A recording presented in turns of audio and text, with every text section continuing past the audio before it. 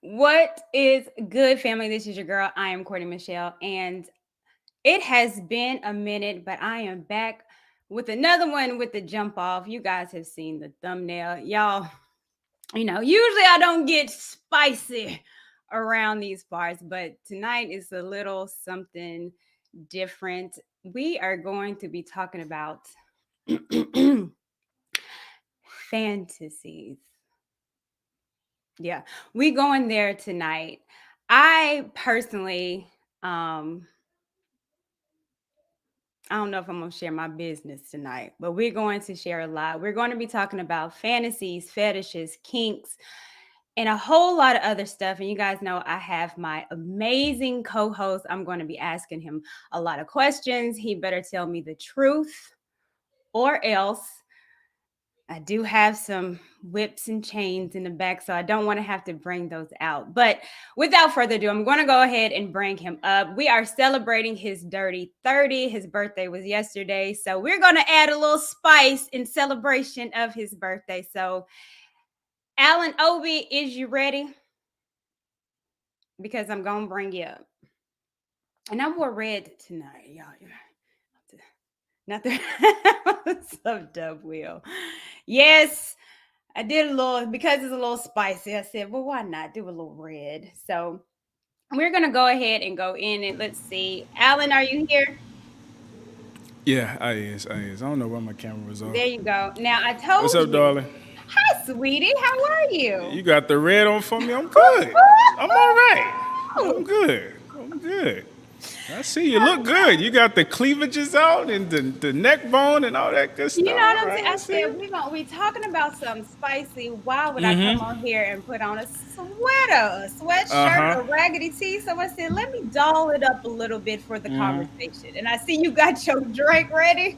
I took your instructions to heart. So I'm ready. Let's do Okay. this. Well, What mine you is a got? jug. Oh, okay. So secret. That's right. What you sipping on right now? Well, I've had so many jobs, and another job that I used to have was a bartender.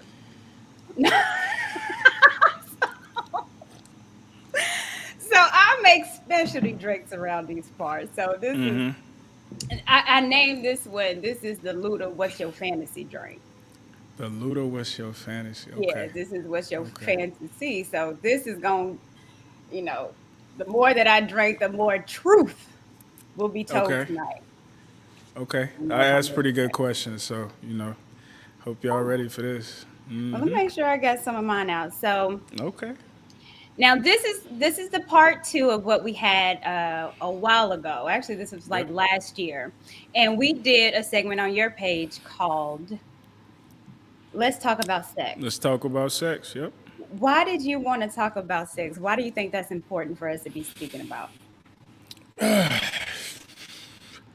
I heard a quote sometimes that everything in life is about sex except sex. Sex is about power. Mm, So I think sex procreation is at the core of who we are as humans.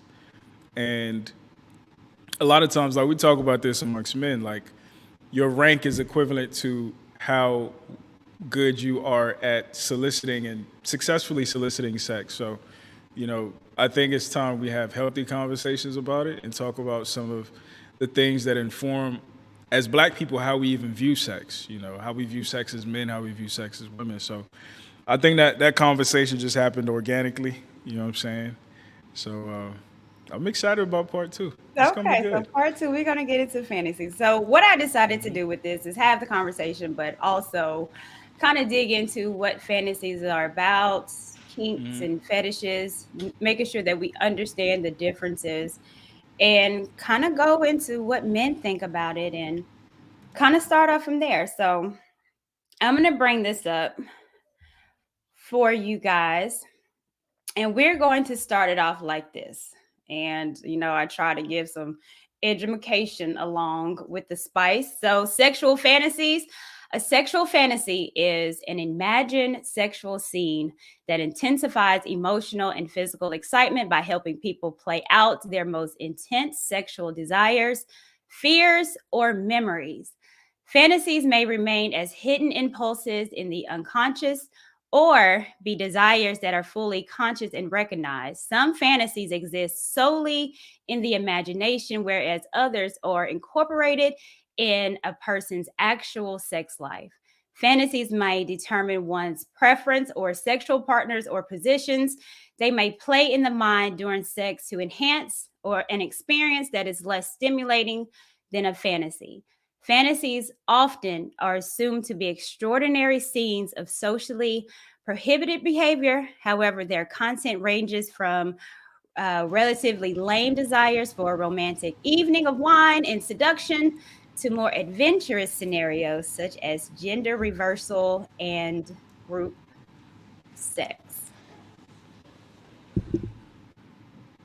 What do you think about fantasy? Are they a healthy part of our lives? Yes, I think fantasies are necessary in general. Um, I think sometimes though we overindulge in fantasy because we're trying to escape from real life, Mhm. and you know, one of the things I'm careful of, and I would encourage other people to be careful of, is like your dopamine receptors are very delicate, and it's like if you overuse it doing something, eventually you become accustomed to it, and now you constantly have to either do that or better, right? So kind of like we see the whole ass eating thing is now popular. Wait, Grandpa and them we weren't gonna go eating there right ass, now? but I'm saying like now it's just the norm. So we gotta have some boundaries, with fantasies. But I think it's healthy. But just like anything, I think if you overindulge, it can be bad. So back in the day, I remember hearing stories about what a lot of white girls was doing, and specifically, it was about oral sex. And growing up, black women, not saying that we didn't do it, but it was It not was talked taboo, about. It was taboo. right? And as far as with Right. black men, you know, go condolingus and going down on a woman and vice versa, we was like, that's what white folks do, and black people Right. don't do that. But low key, some of us was doing it, and it didn't start getting into um I think maybe it being kind of normal now in our culture. I would literally say maybe less than 20 years ago. Yeah. I blame Kevin Gates. Well, this is before, oh, maybe Kevin Gates with the ass eating, Yeah. or even Yeah. Omarion, tossing this out in his song. But as far That's as just true. oral sex, why has it been so taboo in our culture where we're just now talking about it, where this has been done Greek and Roman times? I don't know, but it's very true in Nigerian culture as well. Even I think probably to this day, it's I think it's probably from a male perspective, it's probably like being very patriarchal. The idea of getting on your knees or getting down on your woman is kind of like going back to the whole power dynamic thing. It feels like you're on the wrong end of the power dynamic. It's changing because, a lot of our culture is influenced by Western culture. But I think that's probably where it comes from. And then for women,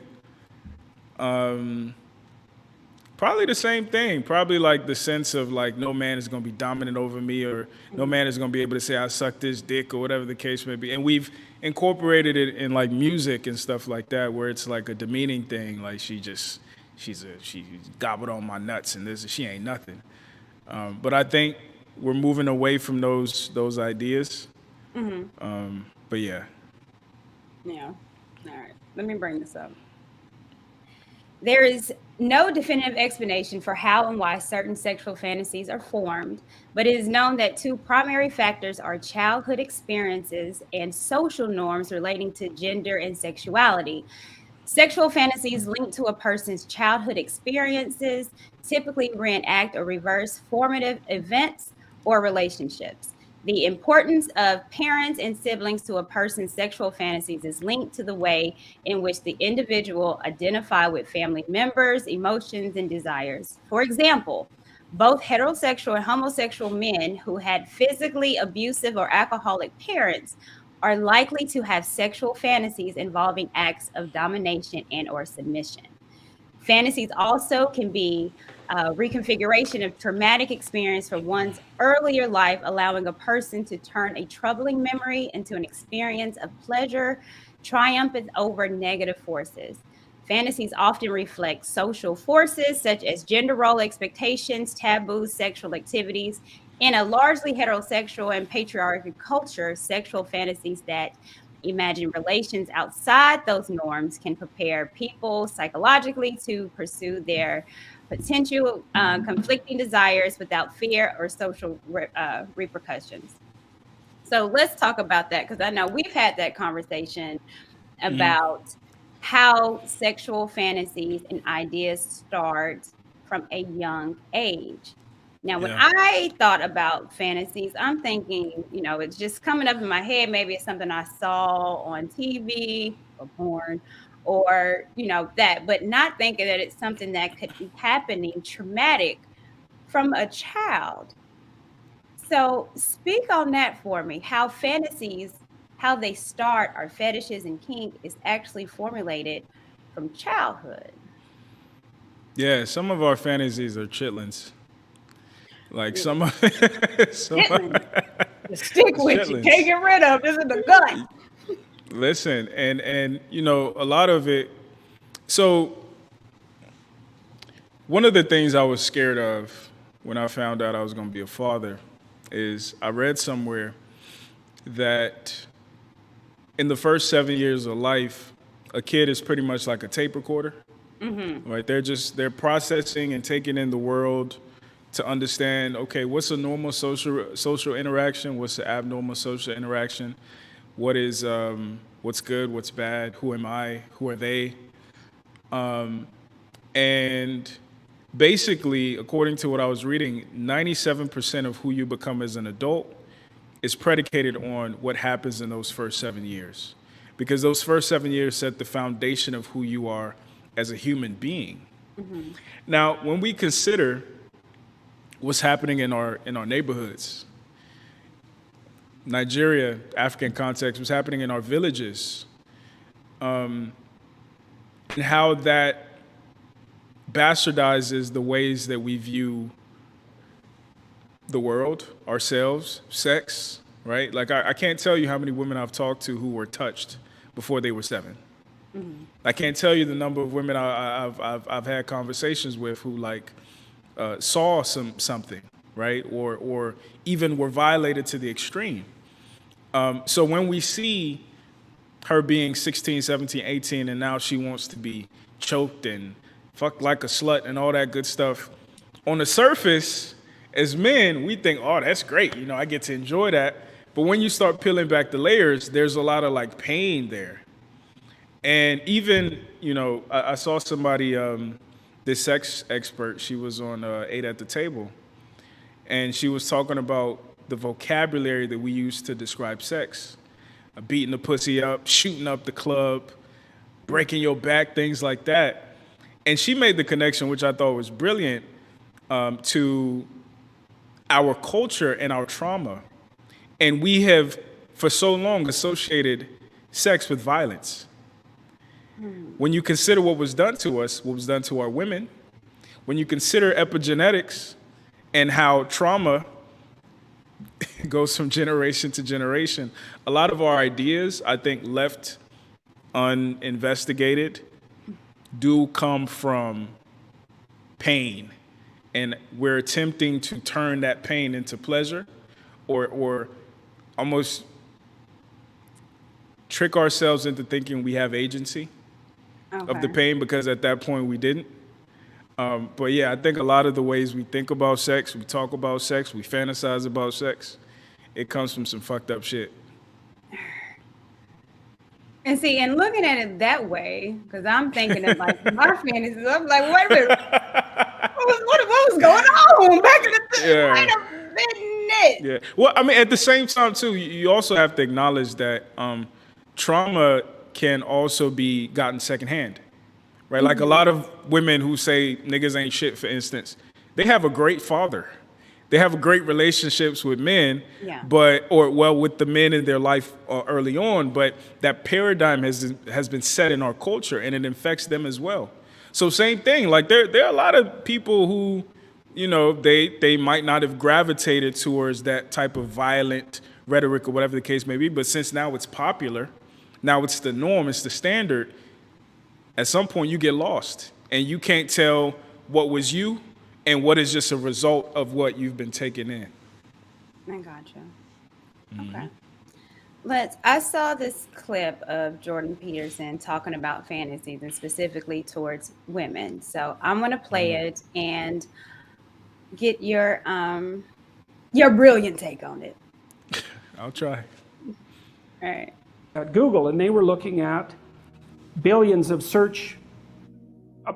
Google searches, and there's no shortage of pornography on the internet, and there's much less by proportion than there was when the internet was first invented. And it's so interesting because it actually turned out that one of the things that drove the development of the internet and the technology was the proclivity of young men to search out sexually provocative images. That was what was at the forefront of the development of the net. It's extraordinarily interesting. They were motivated to use it for that purpose, and that provided the platform from which it emerged. Amazing. Anyways, the Google engineers looked at pornographic search processes and then segregated male searches from female searches, and what they found was that the male searched out images. It's not porn. No one considers that, particularly interesting, but the females searched out literary representations of pornography. It was written. And so I can give you an example of that. If you know about Harlequin romances, does everybody still know about those? Anybody not know about those? Okay, well, they're mass market romances, and of a very stereotypical type. And the original ones were pretty harmless in terms of no violence and no real sexual content. But that was 40 years ago, and they've differentiated tremendously, and now there's hardcore Harlequin romances. So they did a plot analysis of the typical pornographic female fantasy. Well, and it's so comical because engineers did this, and social scientists would never do this because they'd be probably too concerned about the ethics of it or some damn thing. But engineers, they'll just plow ahead with no concern whatsoever for such things, and they actually discover things that way. And so they discovered the basic plot of the female pornographic literary product. And they identified, so basically what happened was that a innocent, well-meaning, and attractive young woman encounters a male who's a bit of a monster. And the monster, there's 5 types of classic male monster. For all you males who want to know, this is what you can become. Vampire, that's a good one. Werewolf, billionaire, pirate, and surgeon. I was reading this, it was just cracking me up. I thought, oh my God, really? Pirate, vampire? Oh, that explains it. What about all these damn vampire shows, right? They're so popular online. They're so popular on Netflix. Oh yes, and then there's the werewolf. There's nothing sexier than a werewolf, apparently. But I mean, so there's predatory dominance that's implicit in that, right? With the billionaire, it's more abstract, but clearly that's an indication of very high success in the male dominance hierarchy. So, but there's this desire for aggression that's in that, a real aggression. Right, and it's not surprising to me at all. It makes perfect sense.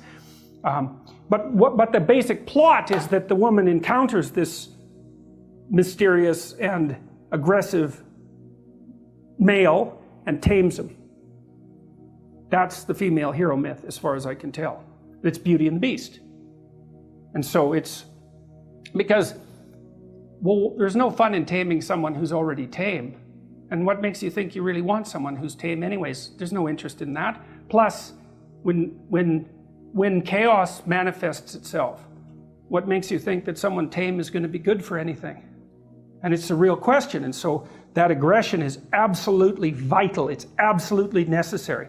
But because it's incredibly dangerous, which of course it is, it has to be civilized. And so what happens is that the archetypal female in these pornographic romances seduces and tames the aggressive male.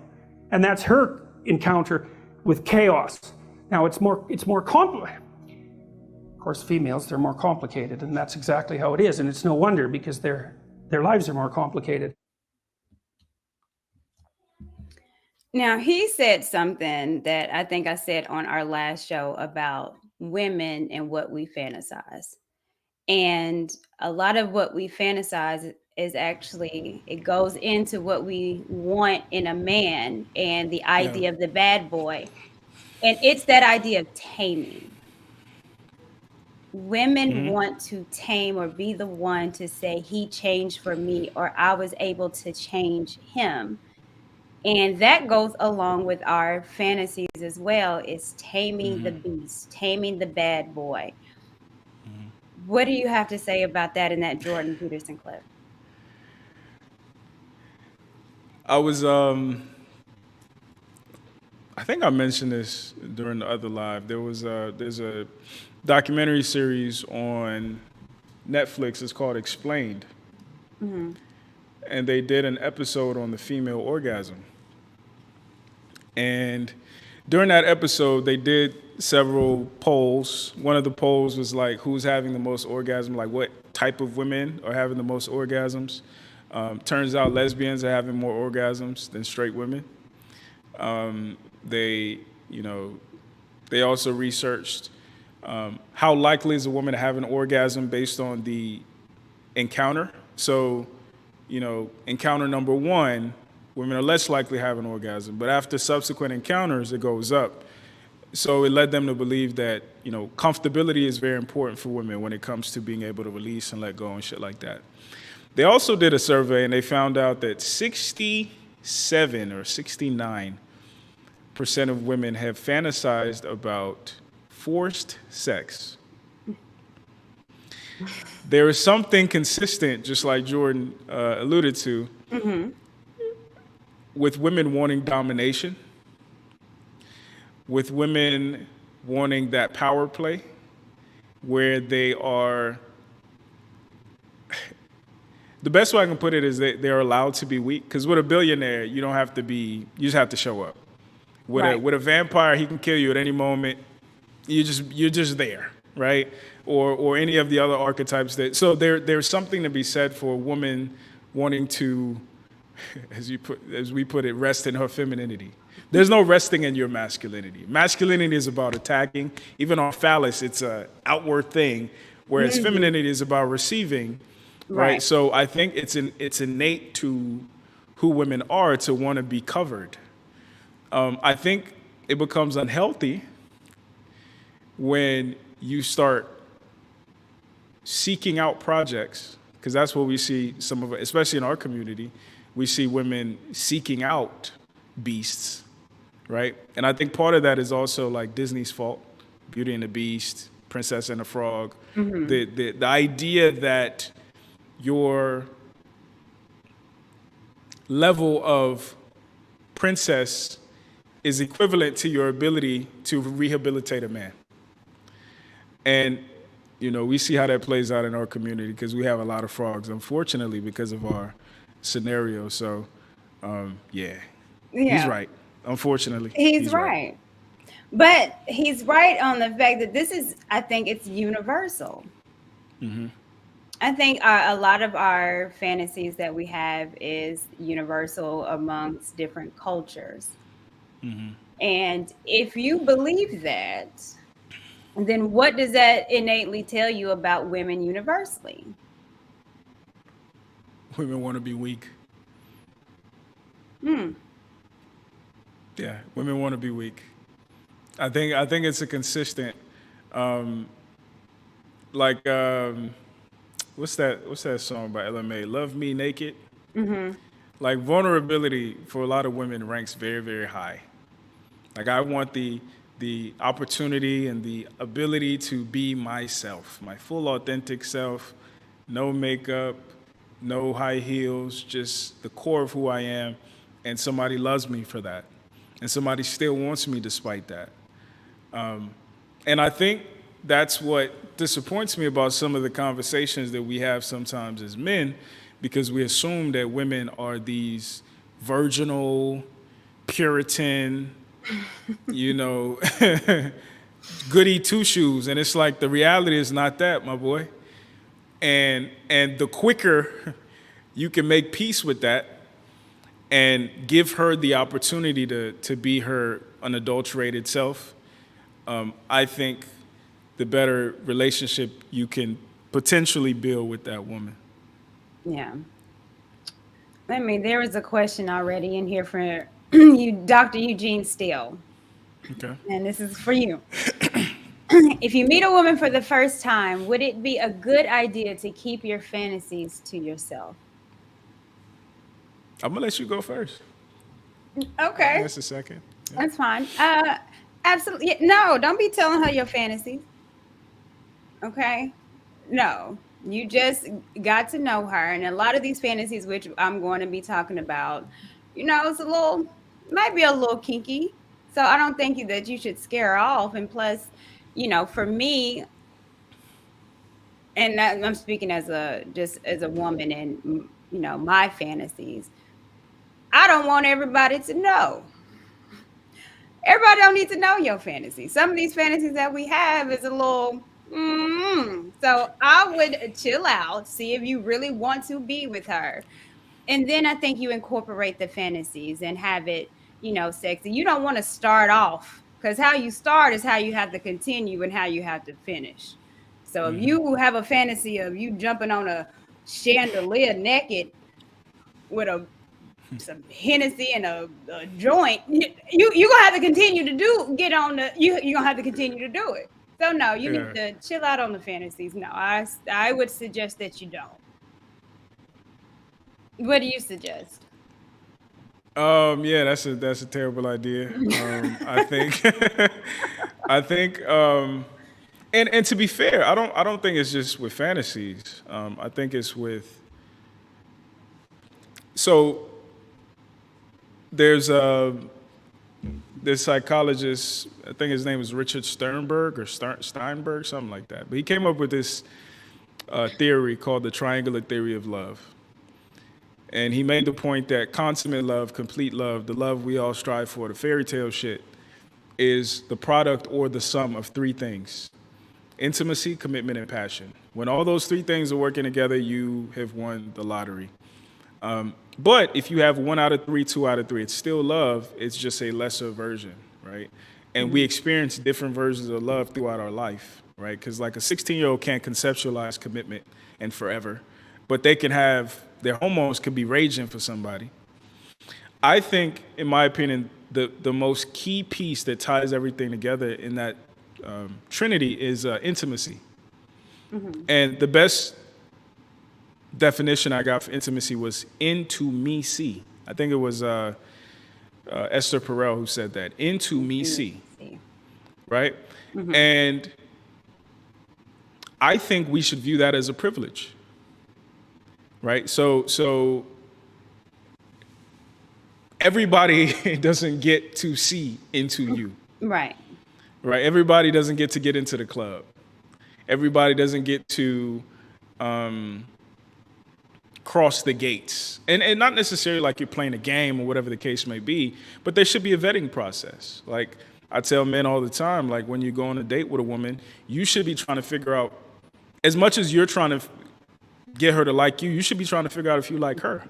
Because you might just want to sleep with her. Her titties might be fat, her ass might be fat, and instead of waiting until you get to the point where the haze washes off and you realize she's not that fine, she's not that interesting, you take it back and consider how you would view her if you had already slept with her. So I say all that to say, when I've seen men be overly forthcoming with information, whether it's their fantasies or their hopes, their dreams, their traumas, too early, in the eyes of the other person, it cheapens you, right? Because I'm not getting any exclusive access. Yeah. Like you just blabbing about, so it must not mean nothing. Yeah. Versus, and I think that's why enigmatic men do so well with women, because in as much as men like to chase, women like to chase too. paradoxical. A lot of us don't talk about that, but women want to feel like they earn something as well. Like they got that guy. Whether it's the guy that all the women want or like they cracked like he's at odds with the world, but like I'm his soft spot. Women want to feel that as well. But when you're overly forthcoming with information, again, any information, it cheapens you in her eyes and other people's as well. Yeah, I agree. All right. Let me read the super chat and then we're about to dig into these fantasies. Let's dig into it. Hey, all right. Shout out to Afro Disciple 88. What's going on, brother? My fantasy is a woman with good credit, a 401k who likes to talk about investing for fun. So, That's right. mm-mm, mm-mm. That's right. That's a over 40 fantasy right there.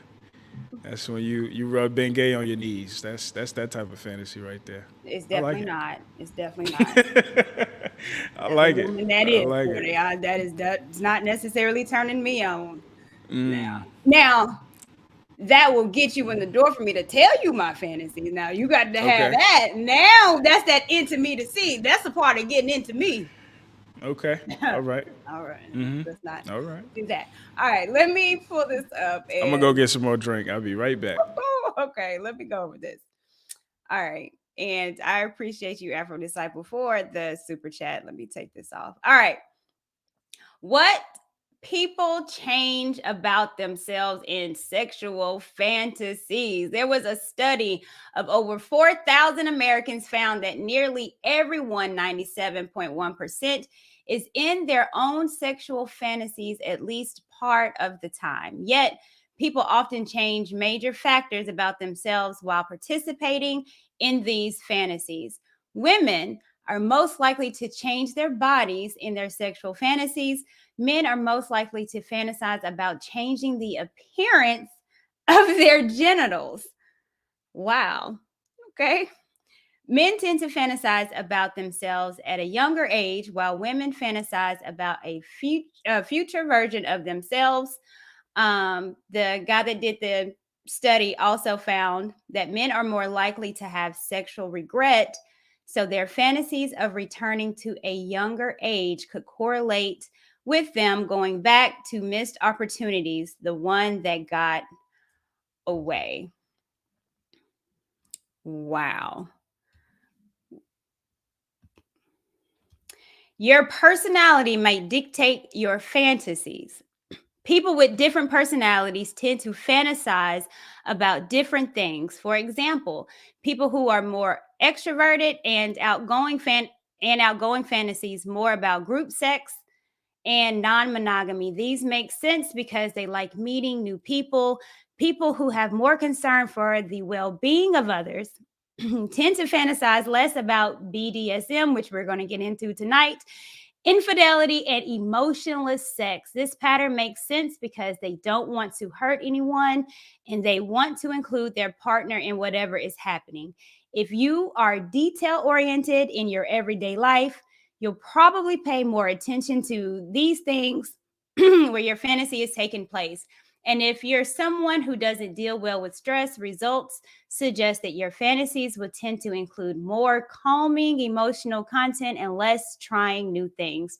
Introverted people may be more outgoing in their fantasies, while anxious folks may be more relaxed and confident. The group least likely to change, those sticklers for details who are often the same in both fantasies and in real life.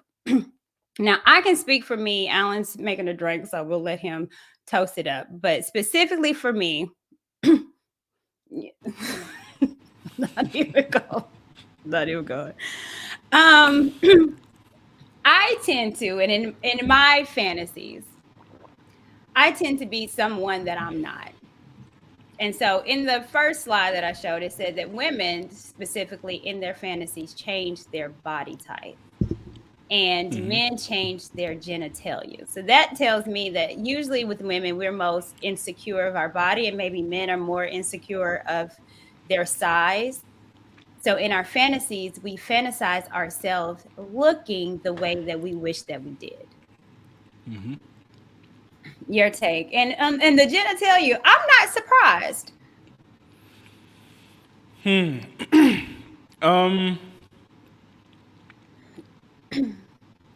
Well, I think it's because we assume, partly because women's genitalia is inward. Like just like the clip of us from the last stream that's going semi-viral. There are a lot of women in the comments who are basically making the point that all pussy is the same, and that men should just be happy that they're getting some. So I think our operating assumption is that all pussy is the same. And you can't really challenge that because they're all innies. So unless you have access to a woman, you can't really say what her pussy is or what it's not. And then the best part about it for the female delegation is if her pussy is not good, she can blame you for it. You didn't turn me you didn't turn me on enough. We can't say that as men, right? Partly because we're not socialized that way. And also partly because a lot of what we assume makes us good is size. And size, you can't fake that. You can't say, oh, I could have grown 2 more inches if you were a badder bitch. Like, it doesn't work like that. But I think, just fundamentally speaking, a man's fat, yeah, that's a fact. All the guys that chime in, they're not the same. Hey, go listen to that reel. I broke it down. I But want to talk about that real. we gonna talk about it. But Okay. In a lot of cultures, especially ours, masculinity is so intrinsically tied to the penis, to the phallus, right? So men, I think, have mistakenly associated our virility to not only our ability to perform, but how it looks as well. So yeah, I'm not surprised that a nigga will fantasize about having a bigger dick. Yeah. You know what's interesting? Because I've never heard a woman say that they fantasize a man being 8, 9, or whatever inches. When we fantasize, we don't think about the size of your penis. So when men fantasize, do you think about the body type of the woman? I mean, of course, ass and tits, I guess, but do you fantasize of, or do you think of a fupa, meaning she got maybe a little belly or stretch marks? Do those affect your fantasies, or do you fantasize a woman having the perfect Coke bottle shape? Well, that's the thing. Women with Coke bottle shapes have stretch marks and fupas and the whole nine. Men Yeah. are not thinking about those details. We're thinking about the silhouette. Like we're thinking about the totality of who she is, or the image of the woman that we sexually desire. Because I know some fantasies, and it's a person some fantasies is just a blank face. I would suspect that with men, it's probably a person we know or have seen, a celebrity or something. Whereas with women, it might be a silhouette. It might just be a guy. I can't see his face. He just walk in and he ravages me. But I think it goes back to what you mentioned. I think women care more about the experience than we think, and men care more about the aesthetic, I think, than women think. And it speaks to the fact that, again, blew my mind, but women without penises are giving more orgasms to women than men with penises. And that surprises you? Well, as a man, like, it doesn't surprise me now, but as a man, I was like, I thought it was all about the penis. Yeah. And it's like, it's not. It kind of proves that it's not. I should have looked this up because I wonder if majority of women, when we fantasize, is it about stimulation to our clitoris or is it about insertion? What would you suspect? I would suspect that it's 50-50. I think when women fantasize, we think about it both. Like, I don't know how it is with men, that's why you're here. But as far as women, and I think about fantasies, I think about it. I have a story. Okay, I have a setup. It's I'm opening the door and hold on. Take a little sippy sip. We're gonna be here all You night. know the trench coat, open the door. Like I have a whole entire story, and it's a whole scene. But with men, I'm thinking you guys are just having a picture of a butt, and you're just like, ah. Am I wrong? Well, I think what really speaks to that is there's a new genre of porn called for her. I don't know if you heard about that. Yeah, there's a whole. I think Pornhub pioneered it, but it's very much catered towards women, right? Whereas men, we want to see the penis go in the vagina, and maybe a small storyline. I'm a pizza guy, and this cougar who's got some big old titties invites me in, and her daughter's there who's just as fine, and this, and that. But with women, it tends to be more theatrical, more story driven, which I think, again, it gets to the heart of our pathology, right? For men, it seems to be the case that most of the orgasm happens here, whereas women, most of the orgasm happens here. It's what we think. Yeah. Right. And I think part of it is women can get sex easily. So the actual sex, I don't think ranks as highly as you for you guys as the pageantry around the actual sex, because that's a bit harder to get. Men can't get sex as easily as women. So the fact that we've gotten to the point where the penis is getting in the vagina, I think we just automatically associate that with being the guy who was worthy of getting that. So like our fantasy is being the guy, ultimately, that women want to sleep with, women want to replicate. So I think automatically the other parts of the fantasy are already like played out in our head, whereas women want to revel in that, in the movie. Yeah. That's right. I remember getting Zane novels. And then Zane novels turned into a show on Showtime, or I think Max, maybe it was Max. And I don't know how old I was, but those Zane novels used to, like, yeah, that's how it go down. But it was the leading up to it, and Yeah. it was the whole scenario that was a turn on to me. And even in porn, if I turn it on, a little Pornhub, like. There's a genre of porn called real orgasms. And it shows women having real orgasms by a man. And that turns me on because it's like real. I don't get turned on by the, oh, here's the pizza man. Chow, like it's like that Yeah. doesn't do it for me.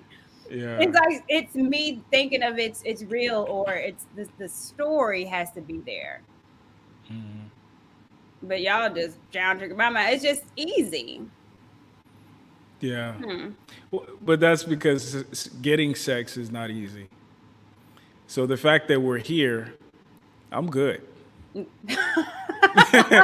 see what I'm saying? Like the fact that I even got here, I'm good. But again, getting there for women is not hard. So I want to look around, Yeah. right? Like I know for a fact when I improved in my, in my skills, quote unquote, was when I started to prolong insertion.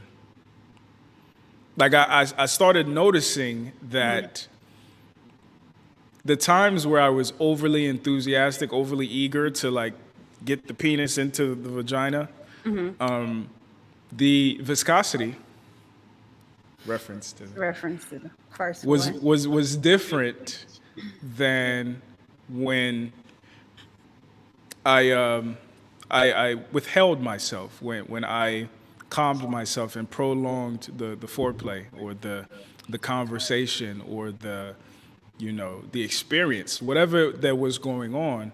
And sometimes I even act like I don't know what's going on. Like I remember in college, like I would act like I'm just chilling, you know. But I knew it was a crock pot. I understood that it was slow He was cook warming the pussy up. and but I think unfortunately too, I think what women don't realize is the trade off with that for the most part is it's men who are more sexually experienced, who have more access to sexual options, that pick up on those patterns. Yeah. But the guy who's going to treat you the best, who's going to love you and cherish you, yeah, he's Is the going to one be that's super eager as excited. hell. Man, listen, he ain't going to last 2 seconds in that thing, but he going to, listen, he going to love the hell out of you. So it's that catch-22. And, you know, Man. so there's a lesson there for men, but there's also a lesson there for women. Yeah. Do you know the difference between a kink and a fetish? No, I thought it was synonymous. You did? It is No, not. put me on game, Let's coach. put you on game. All right. Kink versus fetish. What's the difference? Kink is anything that veers away from the norm or expected sexual path. It is used to describe things that are particular sexual curiosities and interests to someone, particularly those things, behaviors, or practices that are outside of the normative sexual behavior. Importantly, kink can be experienced through the realm of fantasy. One does not have to physically enact their desire in order to derive satisfaction from their kink. So, what a kink is just sexual behavior that's outside the norm. Okay. You know, it's funny that even reading that, I was thinking about Black women hair and how we call it kinky. Ooh. Outside of the norm. Black, our hair is the only one like it, so it's outside of the norm. So that's all that kink is. However, a fetish is sexual excitement in response to an object or a body part that's not typically sexual, such as shoes or feet. They're more common in men. So majority, it's more men that will have a fetish more than women. So you understand the idea of like having a foot fetish, shoe fetish. I was looking at different fetishes and I'm just saying, I was like, how is this stuff turning people on? But again, it goes back to what we were saying, childhood traumas, childhood things that might have happened, and it's triggering something in adulthood that is turned that traumatic experience into something sexual. So a person with a fetish might masturbate while they hold, smell, rub, or taste the object, or they might ask their partners to wear it or use it during sex. According to a study, the most common fetishes above body parts such as feet or body features such as obesity, piercings, or tattoos. The feet are far more common. Body fluid, body size, and hair fetishes aren't far behind. So you remember the story that just came out that happened in my city at the hotel where this man just randomly went Oh into a yeah, he was woman's sucking room on and just somebody's started sucking toes. toes. I thought it was a man. No, he went to a No, man's room. he went to a man's room. Well, some of these fetishes it doesn't matter. They're fluid, just as long as sometimes it's a toe. Yeah. Yeah. Yeah.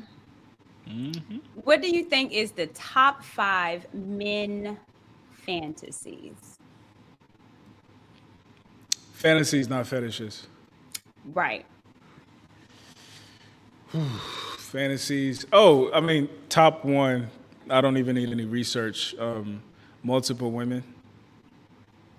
That's far and away number one. Okay. You can run a poll right now if you want. I'll put my money on it. Okay. I'll probably say that's 1, 2, and 3. Pun intended. Right. Extra I, and the one extra woman, the other. Okay, I got you. yeah, yeah. Second fantasy, maybe being dominated by a woman. But a woman that you really want, like Halle Berry bust in your house and throw you on the bed and shit like that.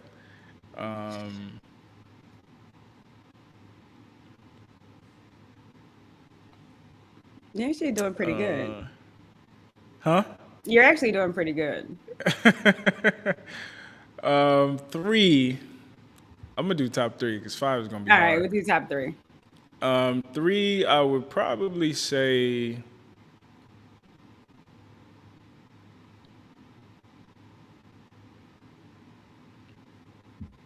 Well, it kind of ties into two, like being desired by a woman who's like out of your league, right? Like whether, and again, this is tricky because on one hand, it is very, very,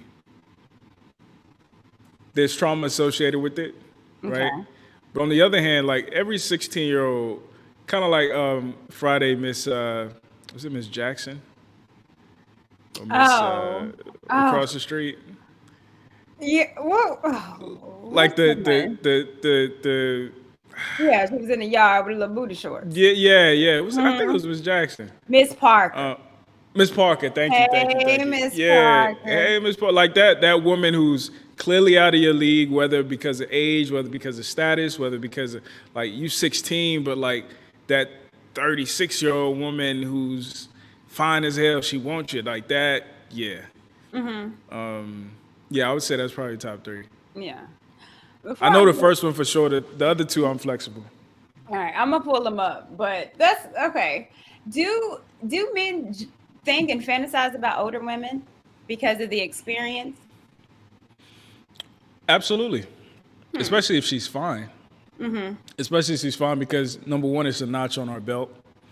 Um, number two, it kind of speaks to our perceived status, right? Like not only do women on my level want me, but women above my level want me, so I must be that dude. But I think also for the more intellectual amongst us, it's like I might learn something. She might put me on some game. But yeah, absolutely. Absolutely. Top five. Number one, threesomes. And what they say is the desire for multiple partners to relish in that power, the desire to physically be, I guess, overwhelmed by all the touching and the different hands and the lips and the tongues and all of that, and the desire to emulate what you've seen in a porn. So number two is BDSM. A study found submission and domination themes are super common for both men and women. But while men are more likely to fantasize about trying or tying someone up, women are more likely to fantasize about being tied up. Sex outdoors or sex in a public place. I can see 4 that. Yeah. is masturbating. Men fantasize about seeing their partner masturbate in front of them, or even vice versa, them masturbating in front of their partner. And surprisingly, I think, because I thought this would be for women, but it's also for men too, forced sexual acts. Were these men white? So it didn't have the breakdown of Yeah, I need demographic data because this is starting to sound very white. why does it sound very white? You don't Yeah, I think mean that black men fantasize about tying women up or a woman masturbating in front of them? Or you don't think no that's high? the first four. I'm with that. I'm with the first four. Okay. Even like number four, like you could learn about how she likes it done. So I'm with that. But yeah, number five though, and this is what annoys me about like how we talk about the patriarchy a lot of times because we've been socialized to scapegoat black men, right? So when we think about a rapist, we think of a black man, even though historically we know who was doing the raping, right? So number five, yeah, I mean, nah, niggas ain't trying to. It's now. With that being said, it's some it's some niggas, but like as far as like that's us, no, that's white man. That's white man. That's white man. Okay, so do you think it's majority of white women that have the fantasy of being dominated?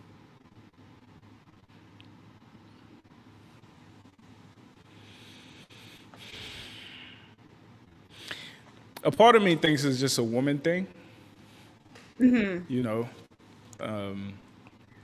because females are going to gravitate towards the alpha. So inherently, that alpha is going to be capable of dominating you. So yeah, I think it's just a woman thing,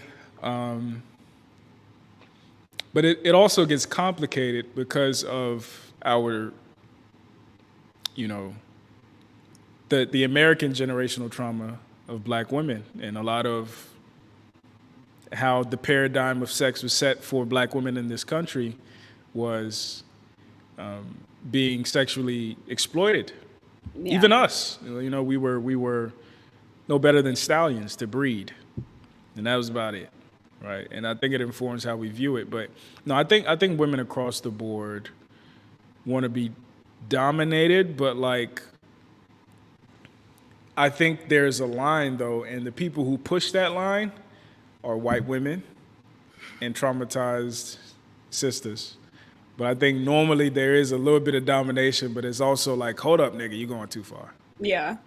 All right, let's see what the women got to say.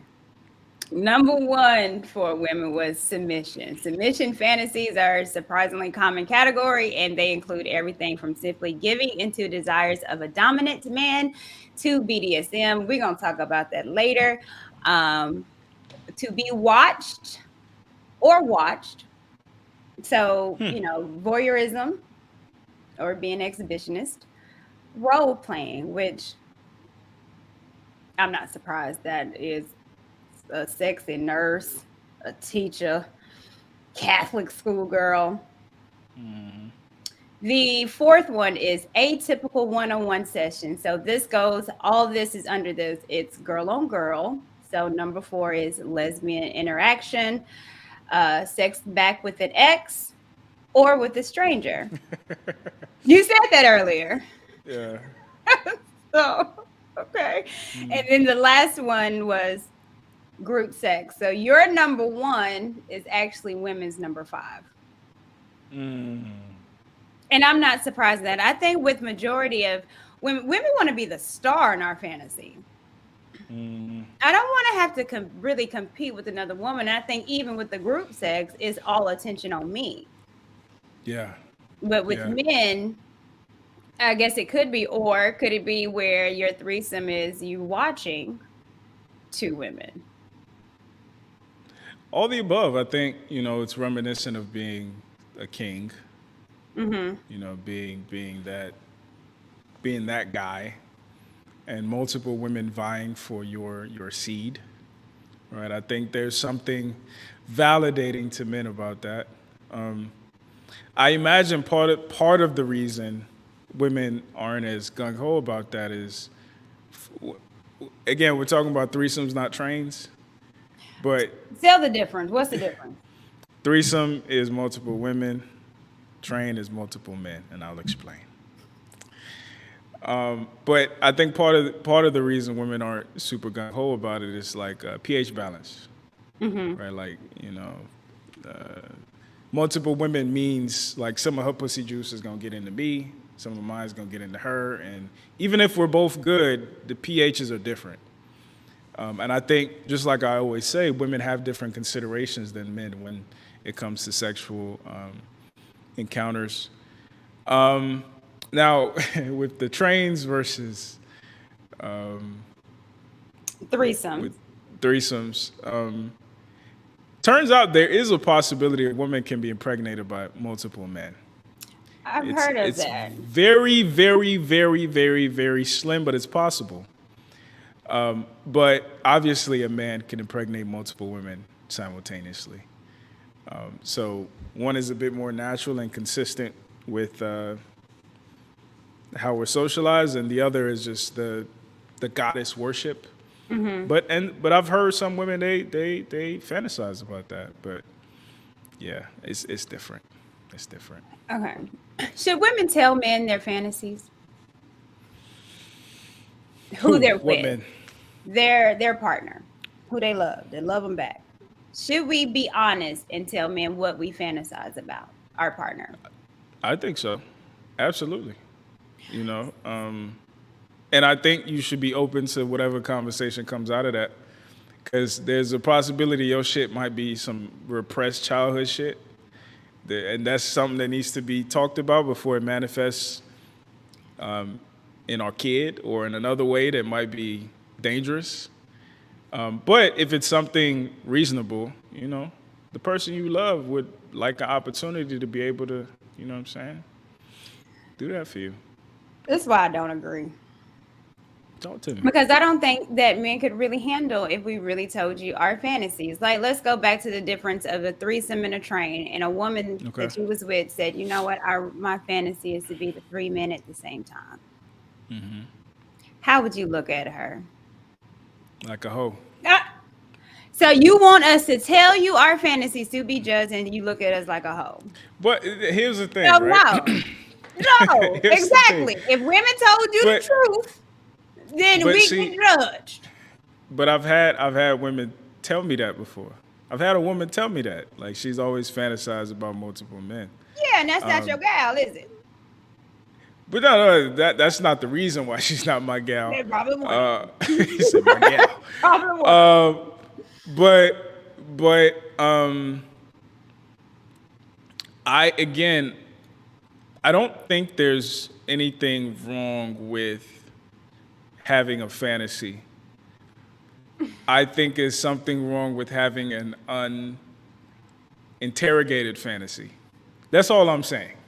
That is all I'm saying. So if she unpacks why is it that she wants something so unnatural? It's unnatural. Well, a lot of fantasies and fetishes are not natural.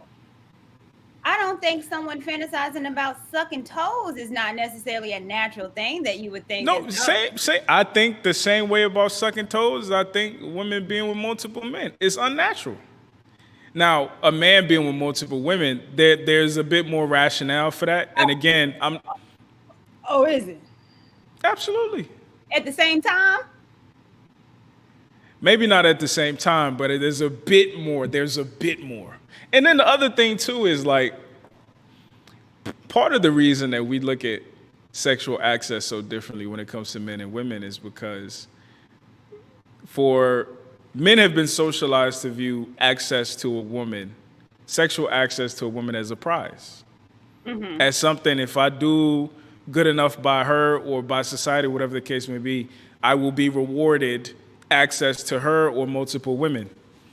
And therefore, a woman granting you access is something that you as a man cherish. And a woman who's granting that access to multiple guys simultaneously cheapens the access. That's just how men are going to view it, right? Because it's like, and to be fair, there are some dudes who they wifed up the girl that them and their homeboys ran a train on. Right. Now, are they the rule or the exception? They're the exception. So yeah, like I said, there's nothing necessarily wrong with fantasies, but there is something wrong with uninterrogated fantasies. Just ask yourself real quick, maybe ask your therapist, have the conversation with your man. Where is this coming from? Same with dudes' fantasies. If your man wants to rape a woman, grape a woman, for instance, Okay. if he loves you, he should tell you. And y'all should unpack, because that's unnatural and it's potentially dangerous. Just like a woman submitting herself to multiple grown-ass 200-pound men, that is potentially life-threatening. Right? But the difference is, I think women are more understanding of men's sexual prowessness. So we understand you want all the women, all at the same time. Like, we're able to hear that. You want aggressive sex. We're able to hear that and understand and not judge. However, men on the other side cannot. You can't.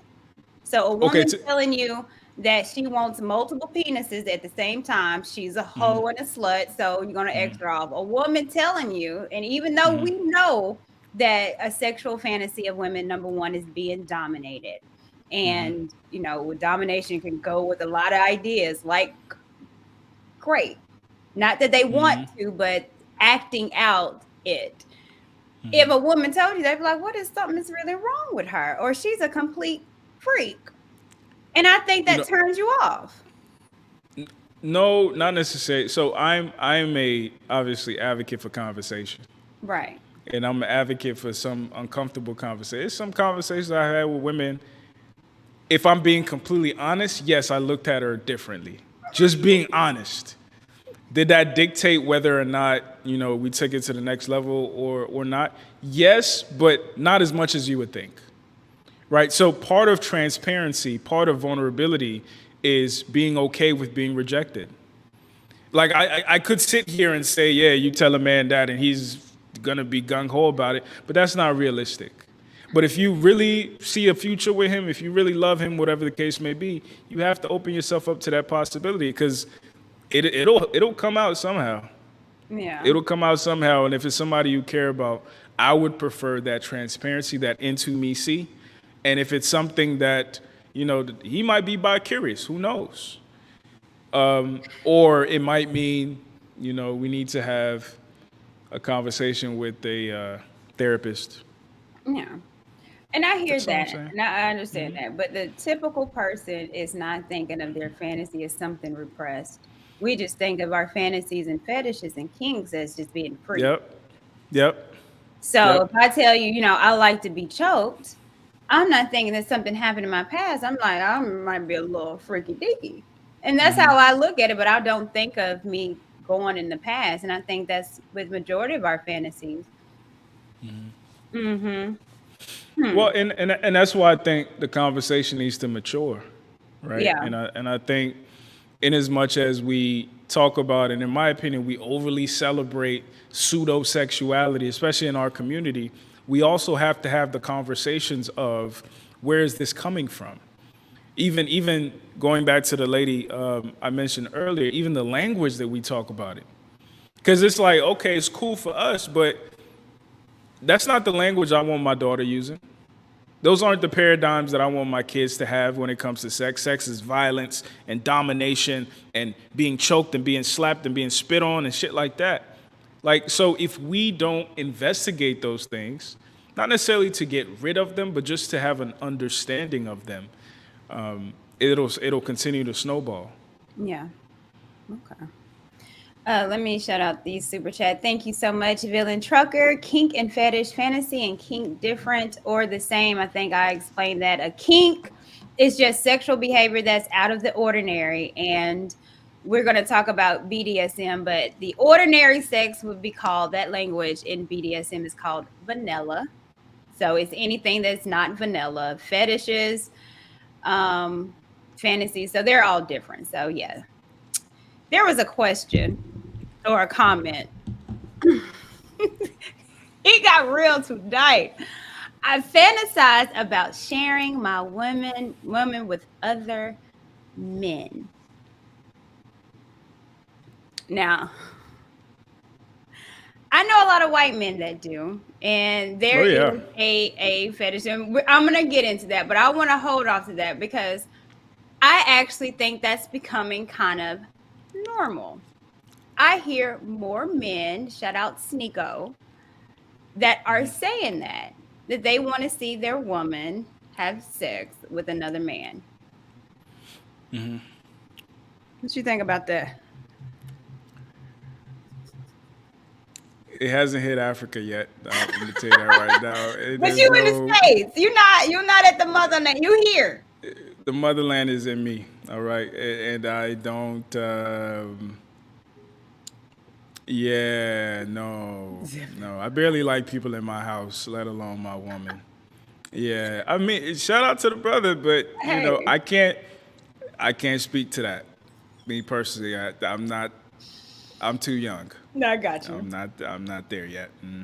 All right. Let me see if I had some more, because I know I had some more questions for you. All right. Alan, can Yeah. one woman fulfill all of her mate's fantasies?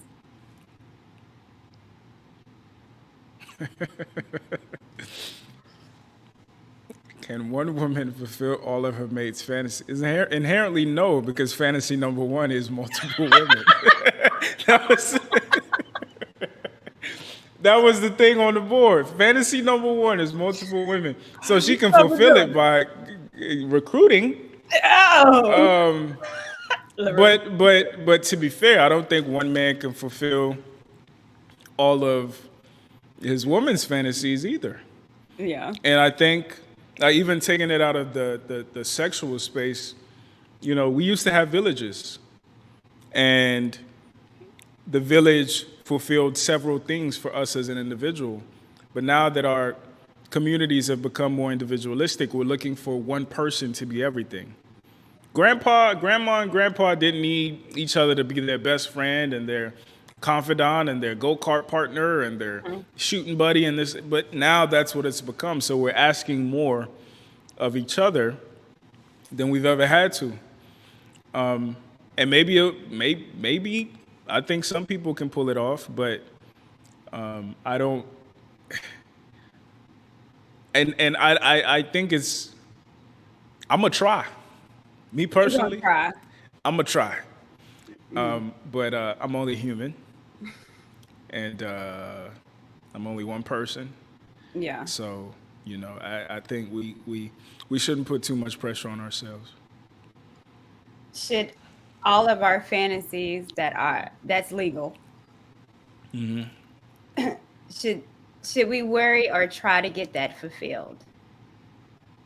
Or should there be some fantasies that we should just keep Take in to the the grave. Pandora's box?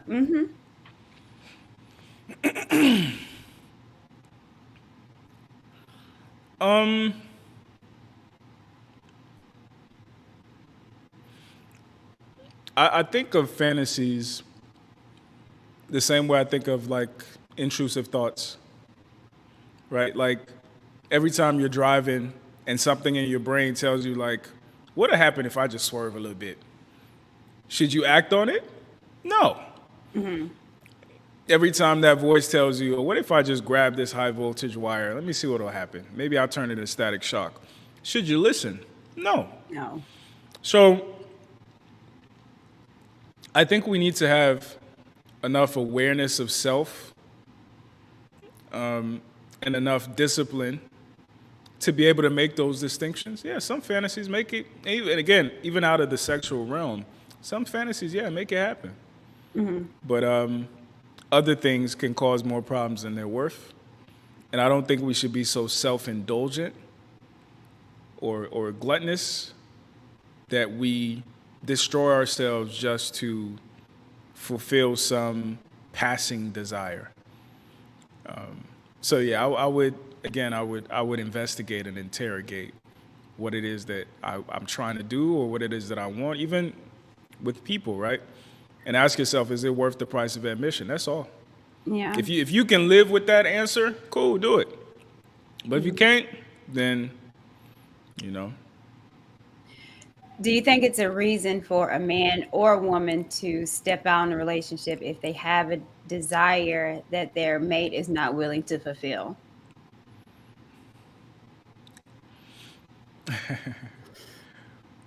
No. So some people ask, why is it that I'm doing this relationship content, but I'm not married? Part of the reason is and I've had this conversation with my partner. Part of the reason is I don't know if I'm to the level of being able to say, I don't want any other vagina for the rest of my life. Because in my ideal of myself, I don't want to be that guy. I don't know if you've seen that HBO thing where the guy was like, I didn't cheat on her. It was like couples therapy. He was like, I didn't cheat on her. I only slept with other women when I left the country.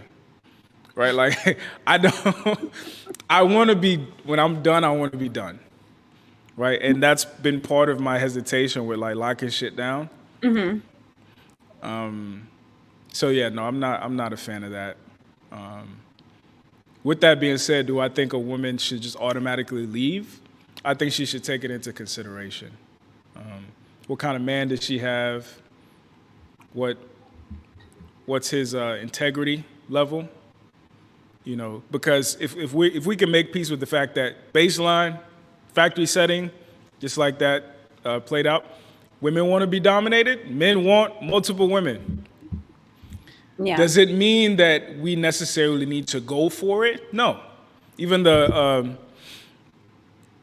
Honorable Louis Farrakhan, he talked about polygamy. And shout out to him. I think his birthday was recently. He talked about polygamy being a product of necessity, not necessarily something that is right in the sight of Allah or in the sight of God, but it's a product of necessity, and only if a man could take care of those women. But, in my ideal world, I want one woman, and I want to be satisfied with that. And until I can be at peace with that, And I'm gonna realistically, be you think that can reluctant. happen? Realistically, you think that can happen? Because if you could, Robert De Niro just had a baby, and he's like 79. No, I'm not saying my dick ain't gonna work no more. No, I'm no. just saying. But it's always going, and even with women, I don't think there's Mm-hmm. necessarily going to come a time where your woman or even you, when you are in a relationship or whatever, that you're not going to be attracted to somebody else. You're not going to want someone else. That's just, it is what it is. Yeah, Like, but I know my mom be looking at, who she be looking at? Idris Elba. She'd be like, oh, girl. I be like, well, calm down. And she been married for 30 years. But it's yeah. still because we're human. Yeah, but a woman being attracted to a man has never been enough. Okay. It's never What do been. I you mean, mean? you were telling me the other day about some handsome ass dude whose voice was just terrible. Like, women are looking for reasons to eliminate men. So like, a woman can literally just live with a man in her brain and it's fine. His You can voice. live with a pair of shoes that look nice but they hurt your feet and you don't buy them. Whereas men is not. Yeah, she sound like the Hulk, but you see that ass though? Like the right of refusal isn't as strong with us, which is why I think it means so much more to men when women cheat, because we understand that him being fine or him being handsome or muscular has Yeah. never been enough to drop panties for 99.9% of women. Yeah. Okay. Let me see. Oh, thank you, Marcus, so much for the super chat. I appreciate seeing you again. And what's Eugene Steele with another one? Thank you so much. Earlier, I asked about keeping your fantasies to yourself when meeting someone. How about when you are in a deep relationship? Would expressing your fantasies be a part of a healthy conversation? Yes, yes, yes, yes. Yeah. Now, and that's for men. For women, I would suggest that some of your fantasies you need to keep to yourself because men can't take it. So if you fantasize about having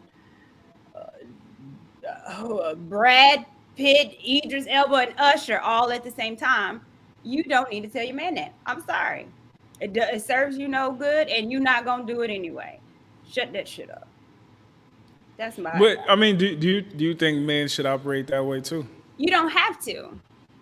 No, No, this no. this vicarious epidemic is gaining some steam.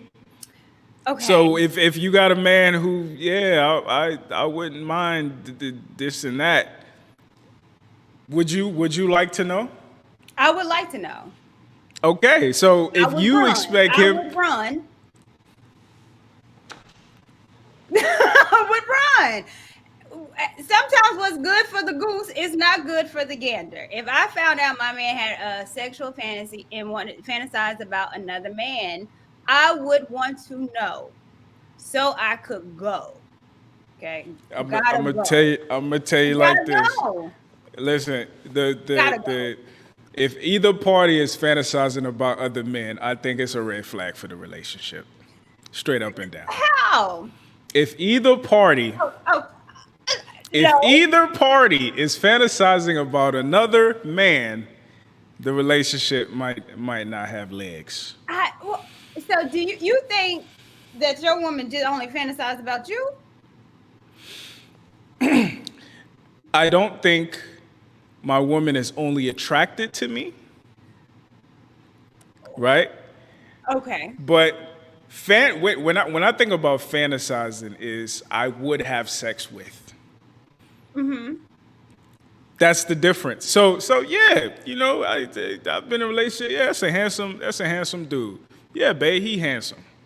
Cool. But again, I understand that that's never been enough for a woman to say, "Oh yeah, he's got access to enter inside me."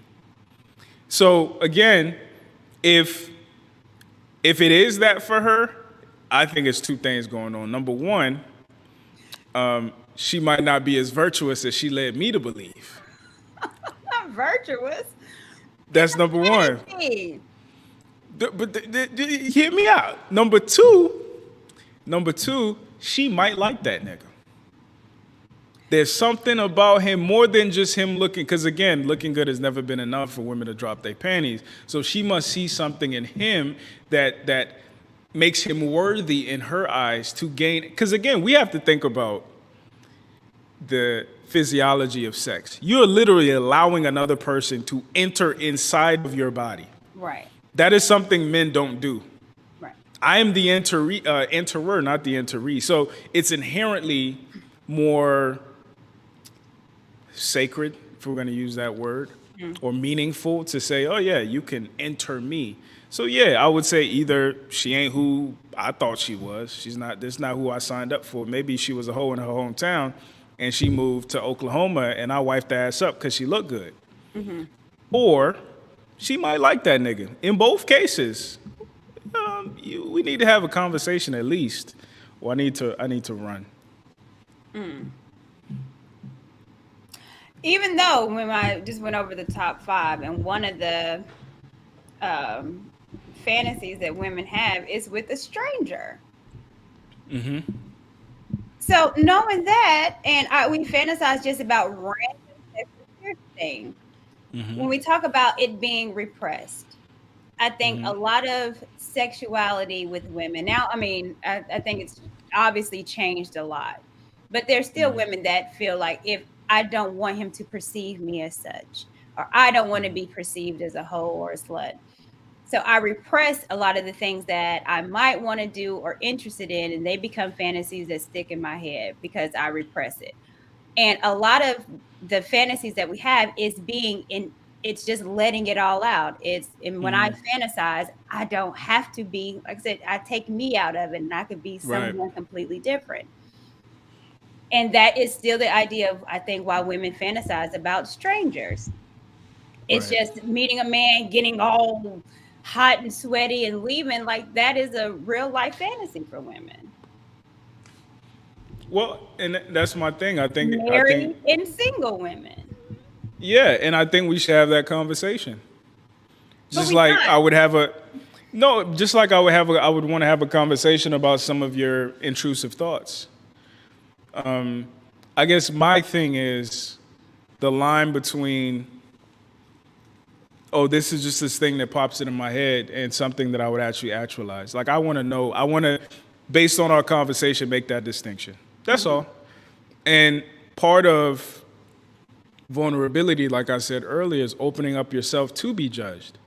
And if our relationship is strong enough, if there's enough transparency, we should be able to have that full conversation of like, okay, when did this start happening? Have you ever acted on it? How powerful is this? Are you thinking about fucking your coworker? Like, we need to talk about these things. It doesn't sound like you would give the man who's fantasizing about another man that much grace. Well, here's the reason. Because Okay. when I think about fantasies, it goes back to asking the question, can a woman fulfill your fantasies? If it's another woman, it's like, okay, it's still something that I got. You just want 2 of it. Okay, you like breasts, you just want 4. So I can get with that more than you fantasizing about another man. I can't fulfill that unless I strap you on. No, listen, I'm with you. So but I can't, so you wanting to be with the man, that's completely I'm not that. I don't have a penis. Right. And I'm not strapping you on either. I got boundaries. So that's why I'm like, if you are sexually attracted to a man, or if you want to fulfill that fantasy, I can't help you with that. And Yeah. in my head, I'm thinking he's going to be unfulfilled, or is if I'm looking at a guy and I think he attractive and he thinks he's attractive too, and He looking at him too. I'm Hmm. like, you getting hot. But No, I would be thinking about that in my head. my thing too is, I personally believe in sexual compatibility, right? Just like we talk about all the other forms of compatibility. Some people just ain't compatible sexually long term. There's some people they kinkier than others. Some people they have enough of a range that they could make it work. Like one person could acclimate to the other person can. But some people are just night and day. Yeah. And I think part of the conversation is figuring out the range and how dynamic each person is. It's okay. It's okay. It shouldn't be looked at as a he's not man enough for me or she's not kinky enough for me or freaky enough for me. It's just we just not sexually compatible. Yeah. My demons or her demons might be more than what I mean. So yeah, I think we need to mature that conversation. I agree. And I think that's why it's important to have these conversations while you're dating or with someone, because now I know Facts. because if you are into something that I'm not into, and it's a boundary of mine, then I ain't got nothing for you. So Right. let me get to some of these super chats. Thank you so much, Mr. Big Bad. I appreciate that 1999 and Big Big Bama. I'm trying my best to listen, but Courtney in that red dress. I felt I was playing Johnny Gill today. Put on that red dress. Ain't nothing like a Southern woman. Love, respect, too. We need to talk. Thank you so much. I appreciate you. E Black, what is up, my guy? At what point is it up to the partner to expand their sexuality? Alan? Again, I think I think some people are in your range and other people are not, and that's okay. Because to some dude out there, his woman expanding her sexuality is allowing the stuff we talking about, the pegging and all that good stuff, and that might not be in her range, might not be in her toolbox, literally or figuratively. And I think those people need to part ways. And I think he needs to investigate why what kind of relationship does he actually want. Yeah. But yeah. Okay. So let's go over some of these fetishes that a lot of us are having and some of these fantasies. And there's names Okay. to them. And I told you about this the other day that no one really talks about, but it's in real life because this happened to me. Pregnancy fetishes. This one's exactly what it sounds like. Some people are aroused by pregnant people. And this is what you were getting also in your now viral clip talking about, the wetness of a woman is that maybe men are attracted to how it feels when a woman ovulates. But this is a real life fetish. There's porn dedicated to it, websites dedicated to it. This one over Facts. here sells her pictures of her pregnant belly to men for money because they have a pregnancy fetish. You think this is odd? Okay, so I want to. This is no judgment zone. Right. Yeah, I want to say it's weird for me, personally. Okay. And again, I want to set the precedent. Like we're talking about somebody else's baby. Yes. If it's my baby, I'll fuck shit out you. That's different. I'm talking about a man who wants to put his phallus where another man has released his phallus. I can't even have sex with a woman that I know somebody who has sex with. Like I can't even do that. So somebody also let go of his generation in her. I don't. Yeah, there was a woman on the Kendra G's show that was on there looking for a mate, and she was And pregnant. she was pregnant. Yep. Hmm. And I'm here to tell you, I'm sure she got some DMs of Facts. men wanting to be with her because Big facts. it this is a thing. And I told you, when I was pregnant, my child, and I not even thinking, I was 8 months, just had him. I was like, oh yay, doing that. My DMs was popping. Mm-hmm. And I was like, why? Why? You got that glow. You looking good, ma. I'm pregnant. So Yeah, this is a real that's life weird. fetish. And yeah. That's weird. Yeah, I remember I was in Atlanta with my daughter's mom while she was pregnant, and we were at the West End. That shit ghetto the motherfucker. Shout out to people in Atlanta. Y'all know where I'm talking about. That is the nicest, ghettoest hotel That's in the right. city. But it was so ghetto we left to go to the Omni at CNN Center because that one's actually nice. But when I went to get the car from the parking lot, it was some niggas like outside the hotel who tried to holler at her. And when I say she was like that. She was this Mm-hmm. big. And Mm-hmm. I'm thinking like, yo, no decorum, no respect for yourself. No respect for yourself. I don't know, man. These These boys are these different. these are fetishes. All They right. want this second hand pussy, I guess. I don't know. Yeah. So we kind of talked about foot fetishes. You're Don't sexually get that aroused either. by feet. Don't get that either. Don't get it either. But it's common. I'm not even gonna front. I don't mind a man with a foot fetish.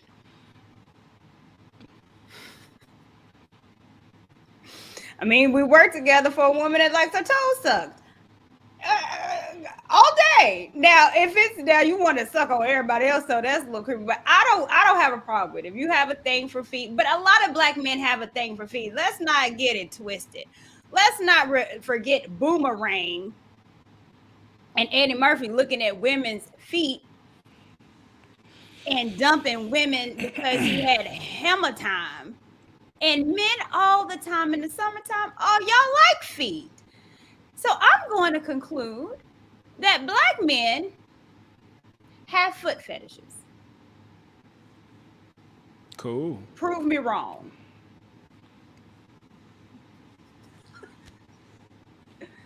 So my when I hear foot fetish, do I like a nice pair of feet? Yes. Hmm. But for me, I think a nice pair of feet tells me that her vagina is probably nice. But when I hear foot fetish, I hear dudes who want to treat the feet like a vagina Oh, and neglect the vagina for the feet. That's what I don't understand. I didn't get that now. That's what I don't That's what you understand. Like, get. yeah, like I want to fuck your feet and I want to spend more time. Nah, I mean it's cool. It's an additive, but it's on the hierarchy: vagina, titties, ass, feet. Oh, no. Might be four. It might be four. Okay. Well, I Might don't be I four. don't get that, but I get that men when they see pretty feet, they get sexually aroused by pretty feet. But yeah, but for me, I think it would be for what it says about the stuff that I'm actually aroused by. It's an indicator more so than like the thing I'm focused on. Like a woman ain't gonna send me feet pics and something happened down here. Look, That's you might have a point. Look, let me read this on. In certain cases, a person may appreciate the feet more than the person they're attached to. Oh hell. yeah. I gotta go look back and see what happened to me as a child.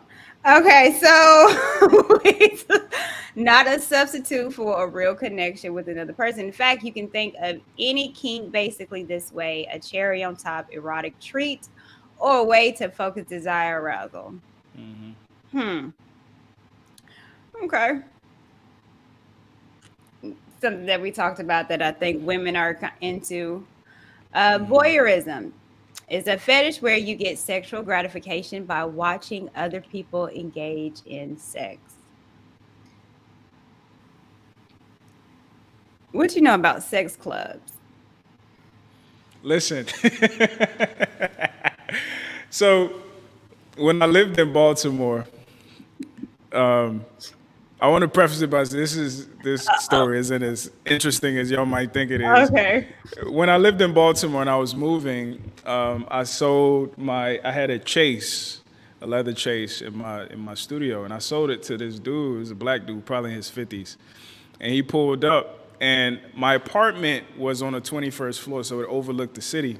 So me and him got to talking and stuff, and he was like, "Yeah, man, down there it's a sex club that I like to go to, and it's so and so for men, and like half the price for women, this and that." And like he was telling me about one time he was fucking some dude's wife, and the dude was in the corner looking at him, and he was looking at him like a violent look. And he said he was fucking her, and he was trying to keep his eye on the dude. And he had whispered to the wife, like, "What's going on with your husband?" She was like, his dick doesn't work. So that's why he brings me here. Oh. Right. So yeah, he was like, yeah, it was a place in Baltimore. But yeah, yes, that's not me, personally. But yeah, go for it. Go for it. That's cool. That's cool. You know what I'm saying? But I heard some stories. I've heard some stories. We got a few here in the city. And I know the few I heard Atlanta. Atlanta is where it's at. That's what I heard too. Would you ever go?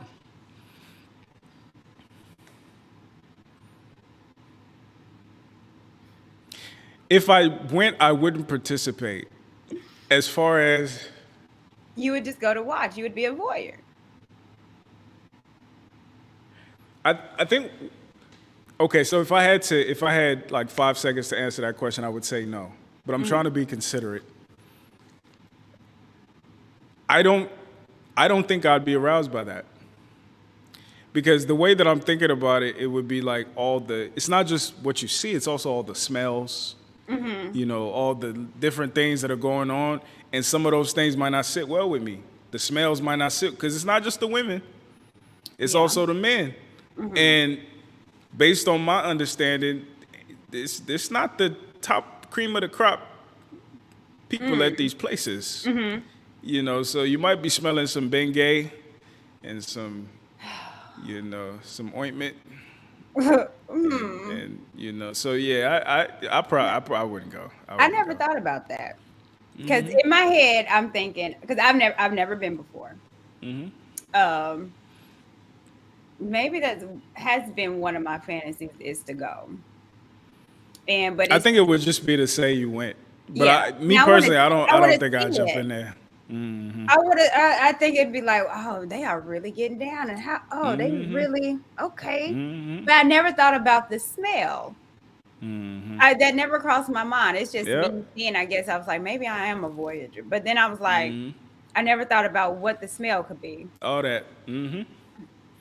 And smell, for me personally, smell can kill it for me. Yeah. Can absolutely kill it. Like I've known women who were attractive, but their breath stank. Killed it for me. I've known women who were attractive, but their hygiene was terrible. Killed it for me. So yeah, smell is huge. Yeah. And it seems to me like the people who are the most sexually adventurous in that way, they might not also be the ones, that men remember, like her shit was tidy and pristine. So yeah, I don't think that's for me personally. Okay. Role play. Okay, this kink is defined by taking on different personas, experiencing intensified pleasure, and stepping outside of yourself. So again, what I stated earlier, I think this is really, really typical for women. What about men? I can't speak for other men, but I would do role play, but it would be more so about her than me. Like, it don't do nothing for me.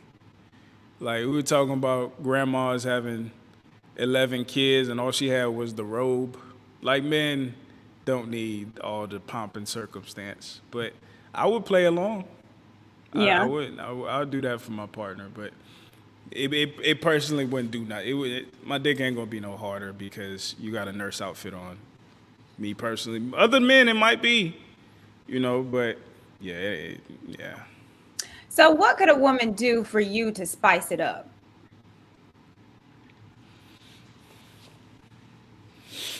For me, I would probably say the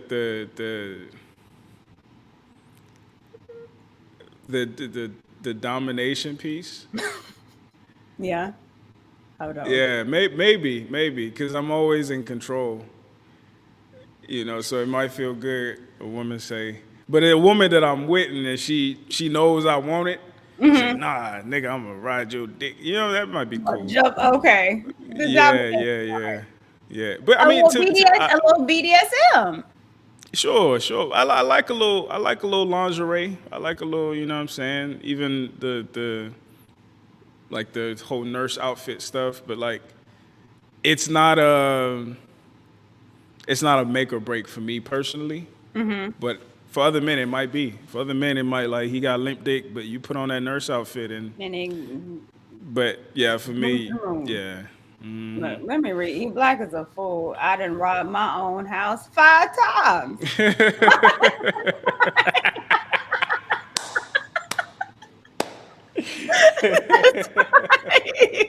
on, E Black. Yeah, you getting down. No, that's tearing it up. I feel you. That's hilarious. Okay. So this is my thing. Dirty talk. Dirty talk is exactly what it sounds like, using suggestive or explicit language during sex. You're a in order podcast, so that makes sense. Oh, yeah. Does it? Yeah, that makes sense. Oh, Why does that absolutely. make sense? Because of like dirty talk? You like to talk, so it's not far removed from what you like to do. It's just a more risque version. But it's more for me to getting talked to.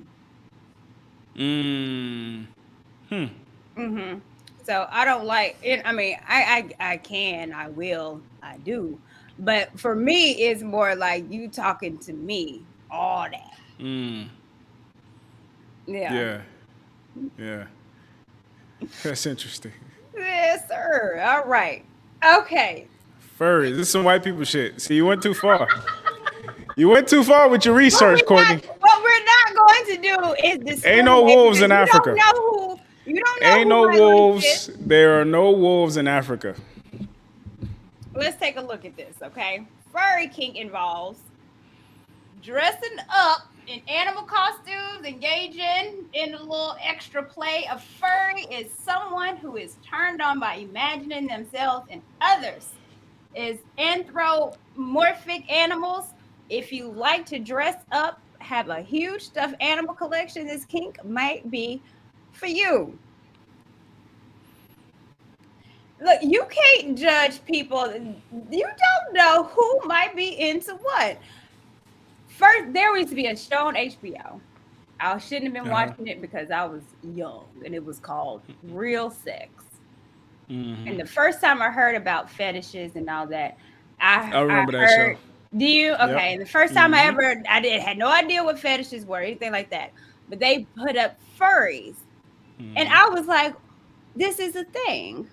And I've been in Atlanta and I've seen this. They have conventions. And what I learned is that they be on the side of the trees humping.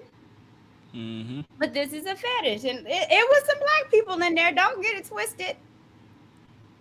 So if your man told you he want to fuck you while you wear a dog costume, you ain't gonna think nothing. You ain't gonna think nothing of it. Tell me the truth. You ain't gonna think nothing of it. I would pause. I'd be like, you want me to put on a suit? But Kanye West,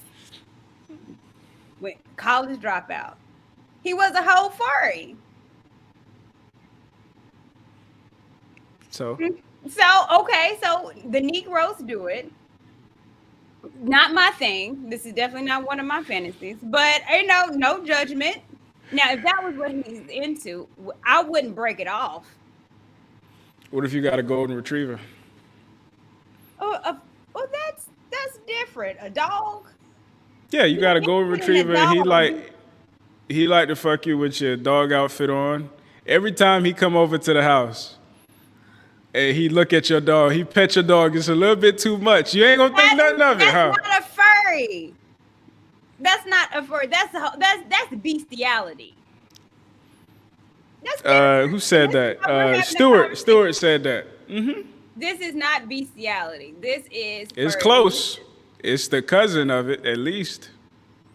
Just like if your man, for instance, he likes you to dress up as a 5-year-old. I'm not saying he's a pedophile, but he not far. Your mic cut out.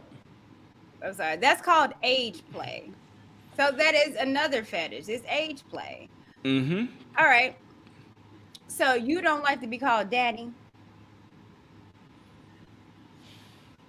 I've struggled with daddy. I'll be Oh, honest with you. Let's talk about it. let's talk I've about it. struggled. I've So struggled someone's with like, daddy. hey, daddy. No, I've been called daddy before.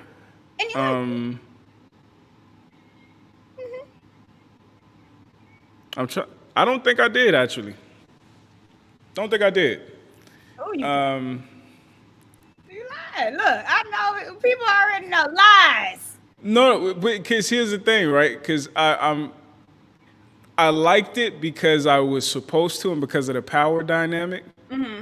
I didn't like it because I don't want a woman to view me as her dad. I want her to view me as her partner, her leader, the whole nine. And with the number of women, especially in our community, who have daddy issues, it just don't sit right. Maybe I know too much. Maybe that's the problem, but it don't sit. You know too much. It depends. It depends how she say It's it, not- when she I say it. That doesn't mean she looks at you as her father. So it's not a no. I want to be clear. It's not a no. It's not a no. It's not a no, but it's not fully a yes either. I'm still figuring that out. Still We'll talk figuring about it it in out. part 3. Yeah. Okay, we'll do a part 3. Europhilia. Shout out to R. Kelly. Also known as piss play. Golden showers. And you can't say that this is a white thing. This is a thing. And it's a folks sexually aroused by urination, either giving or receiving. This is a fetish that people have. You can ease into piss play if this is something you might be interested in by starting in the shower. See how it feels. If you like it, you can get some waterproof blankets. You all right? Get into it. You need to have this conversation with King Me because he's a lot more. He's like, oh, He need to fill in for me because I'm not qualified for this conversation. If I'm peeing on you, I think you are not worth the scum under my shoe. So I just got if peed on. What's wrong? No judgment here, King Me. Don't you worry about that. You are in a safe space. now shout out to Stewart. Squirting is different, but somebody just bend over you and pee on you or defecate on you. I would definitely have. What have you been through? What happened to you as a kid? Like that ain't nobody's just naturally materializing that. Something happened to you, and we need to talk about it, and we need to get some professionals involved. But yeah. But again, if we keep going the way that we're going as a community, eventually, just like we destigmatize ass eating, down the line we're gonna destigmatize all this shit too. And just like chitlins, a bunch of bullshit that is the consequence of trauma is gonna be part of pop culture. I need you to quit talking down on ass eating. That's what I need you to do, okay? There's nothing wrong with tossing somebody's salad. There's nothing wrong with it. If you're able to give oral sex, then you should be able to go on back there too. That's how I Like I feel. said, I respect it. You know, just like I said, sexual compatibility. I ain't for everybody. I just know for a fact that's one of my boundaries. I'm not putting the only mouth God gave me anywhere near where God has ordained for feces to come out of. Yeah, no, it's not happening. No That's one not asked you happening. to put the tongue in the hole. I'm not going nowhere near the hole. Nope,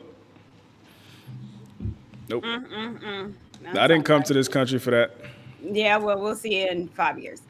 All right.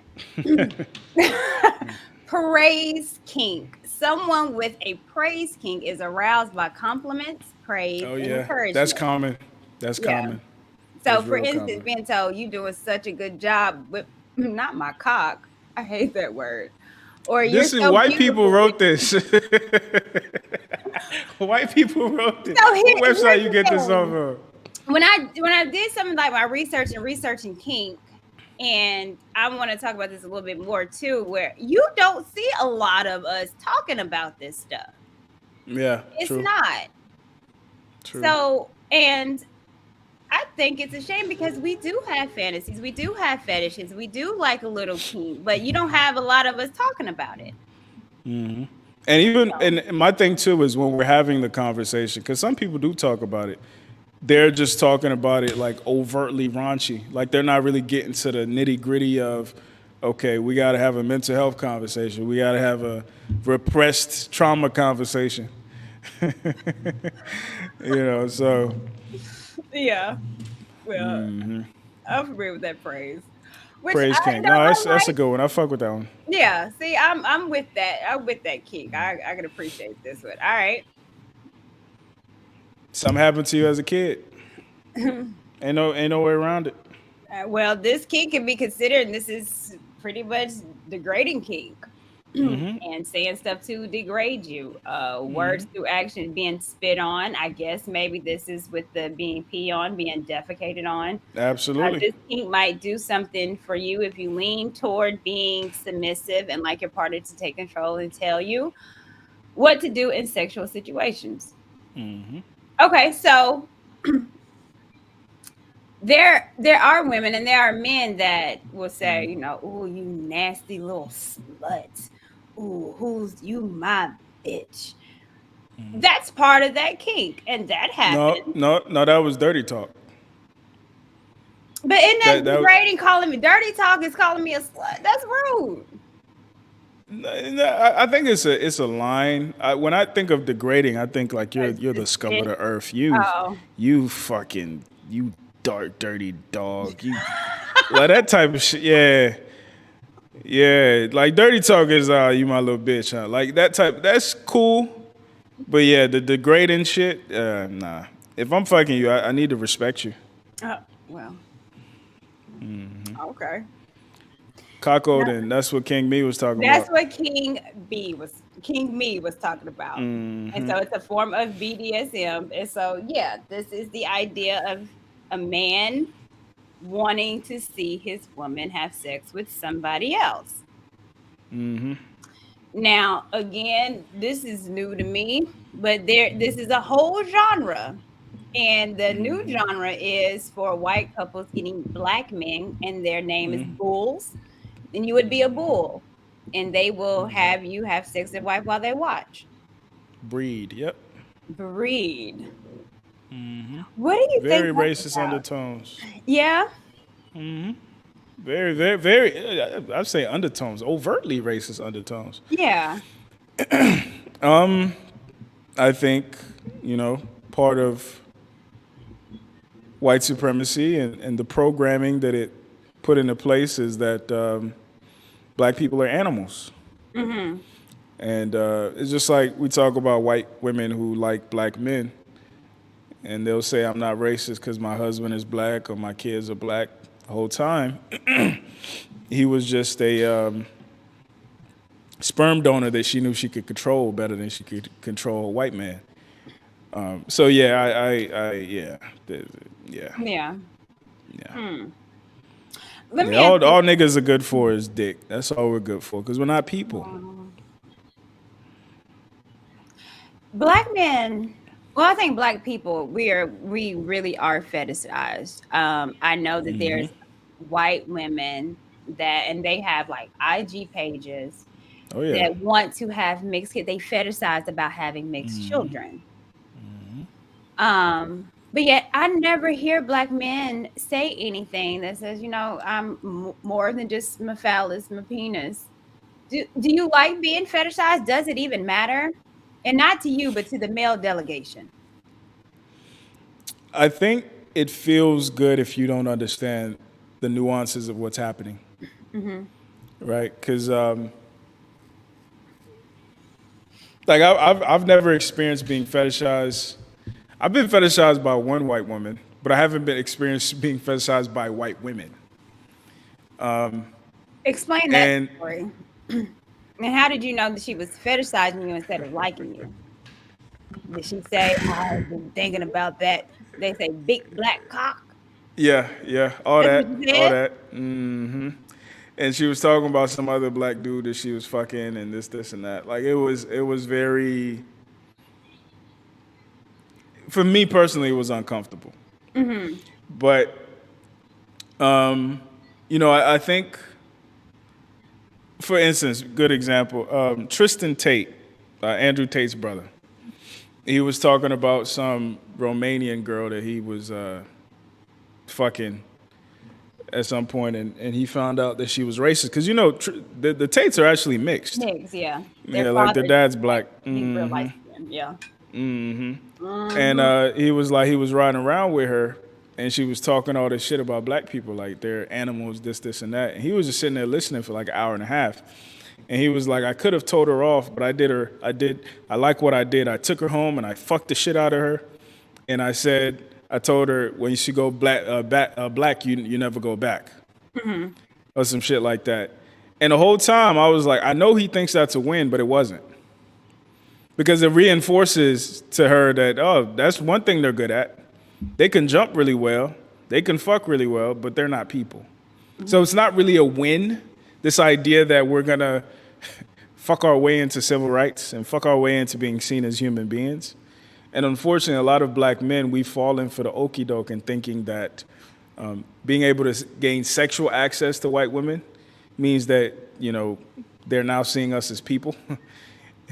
Even though they really see us as human sex dolls.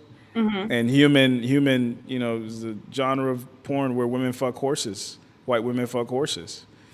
So they fucking dogs, they fucking horses. So them fucking you don't really mean much. Yeah. They see you as a dog or a horse.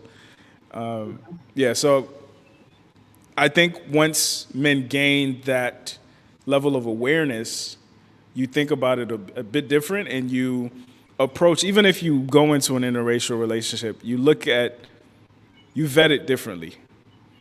And you can then see the difference between, is she fetishizing me, or does she actually like me, the person? Or does she like me, the black man? Those are two different things. I got some thoughts on that, but I'll hold that for a second.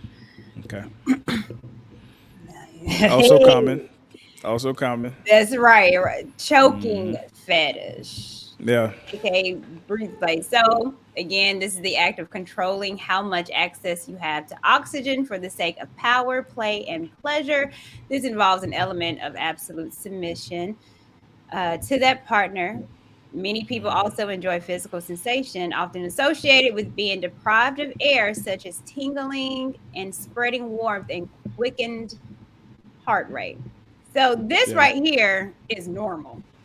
E Very Black, normal. and he's about that life. E Black, I feel you. Okay. I ain't gonna lie, I struggle with this What? back What in is the the day. struggle? No, when I was younger in my pimping, You didn't know I it was didn't like I that. didn't understand it. Yeah, and maybe other men can relate, because I'm a pretty strong guy. So when a woman would say choke me, I don't know what you mean exactly, because that's a spectrum. I can kill you. But do you want to be taken to the brink of that, or you want just pressure right here? That's cool. But again, like starting out, nobody gives us the walkthrough. And women sure as hell ain't gonna give us the walkthrough in the moment because she worried about getting hers. So yeah, like I didn't understand what women meant because when I think choking, I'm thinking actually choking, but I think what y'all are describing is really just pressure. You got me thinking you in the right bed there. and you just That's what I was thinking. That's what I heard. No, we don't I want didn't know you that's what I heard. I was gonna do it with one hand. That's what I heard. But no, y'all just want that light pressure, just the leverage, but yeah. But nobody explains that to us though. Okay, yeah, definitely not a choke. You over there like a chicken. No, just the pressure. But I think that's common. Yeah. I have to make this caveat though, especially for us black men, especially if you are committed to, getting you some snow bunnies. Be careful. Be fucking careful. Because, matter of fact, I was last year when I interviewed Dr. Tiesan Johnson, I asked him about how he got into the work. And what struck me, he said, when I started doing this work because I was at a staff function with students. And the male students, the black male students, were talking about what their partners were asking of them. And I and some of the staff realized in that moment that the line between what these women, the girls in their lives are asking them to do and what would get these boys landed in prison was very, very thin. That was literally what inspired Dr. Tiesan Johnson's work. So black men, hey, Emmett Till, you saw what happened to him just for whistling. You wanted to be rough, and especially with these white women, they want you to kick them in the side and all kinds of shit. If she changed her mind tomorrow, the evidence is there, my brother. There's choking marks around her neck. There's bite marks. There's this, there's that. So be careful.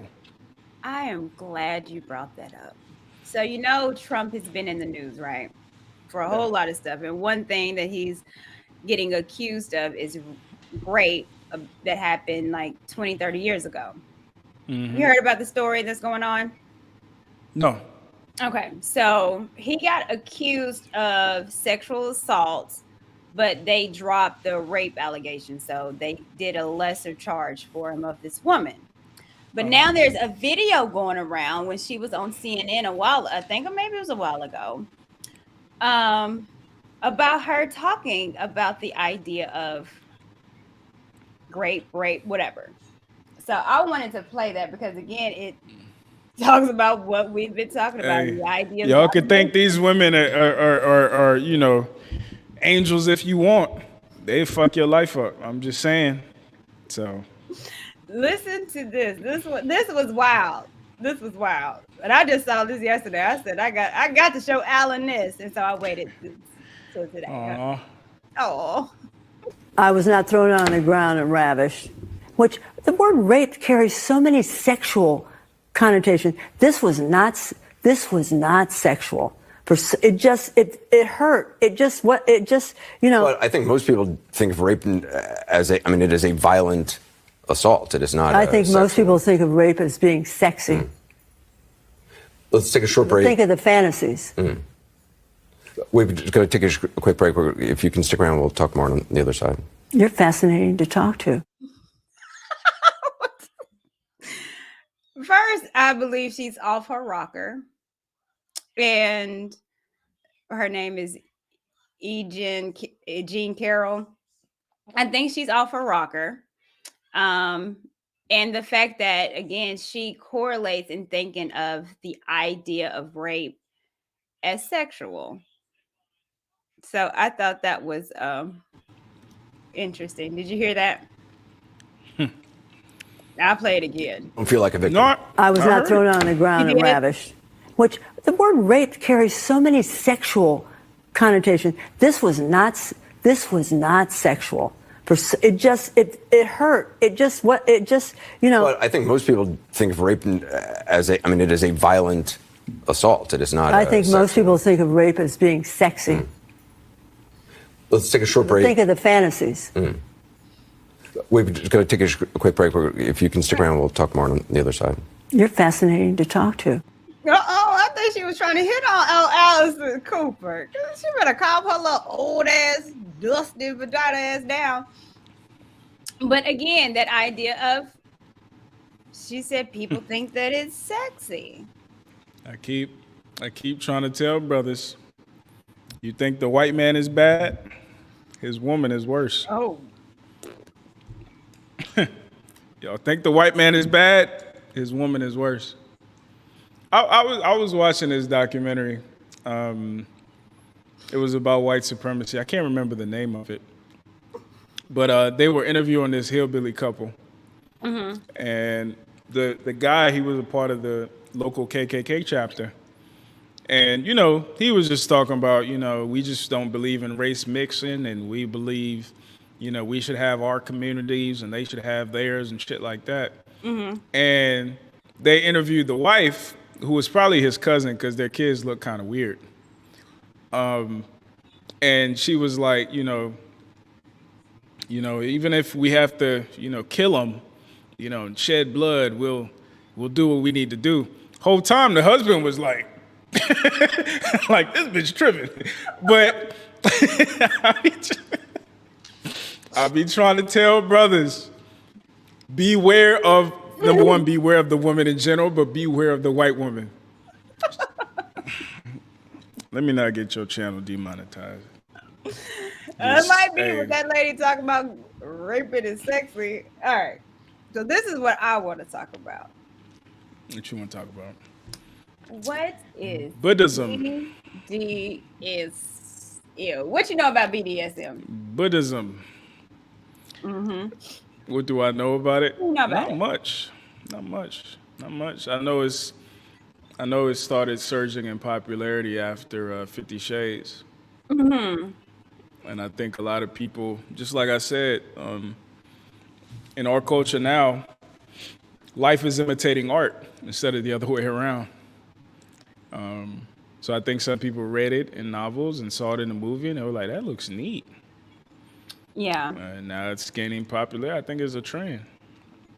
But I think it also speaks to women's innate desire to feel weak and submit.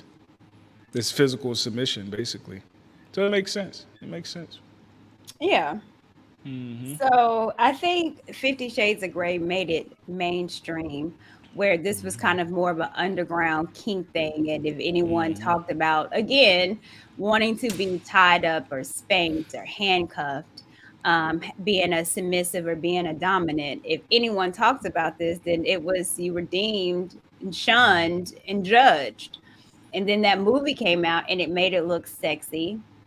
These were well-to-do young virile couples. So it looked like, okay, if they're doing it of means, then my ass doing it regular 9 to 5, then okay, cool. Then it's normal, or it's trying to be normal. But I think what?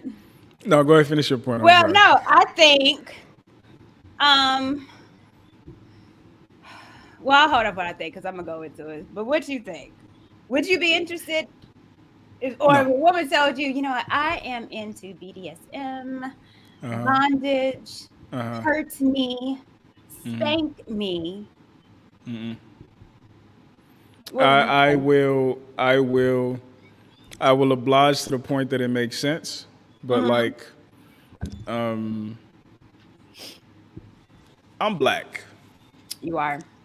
There's nothing about bondage that turns me on.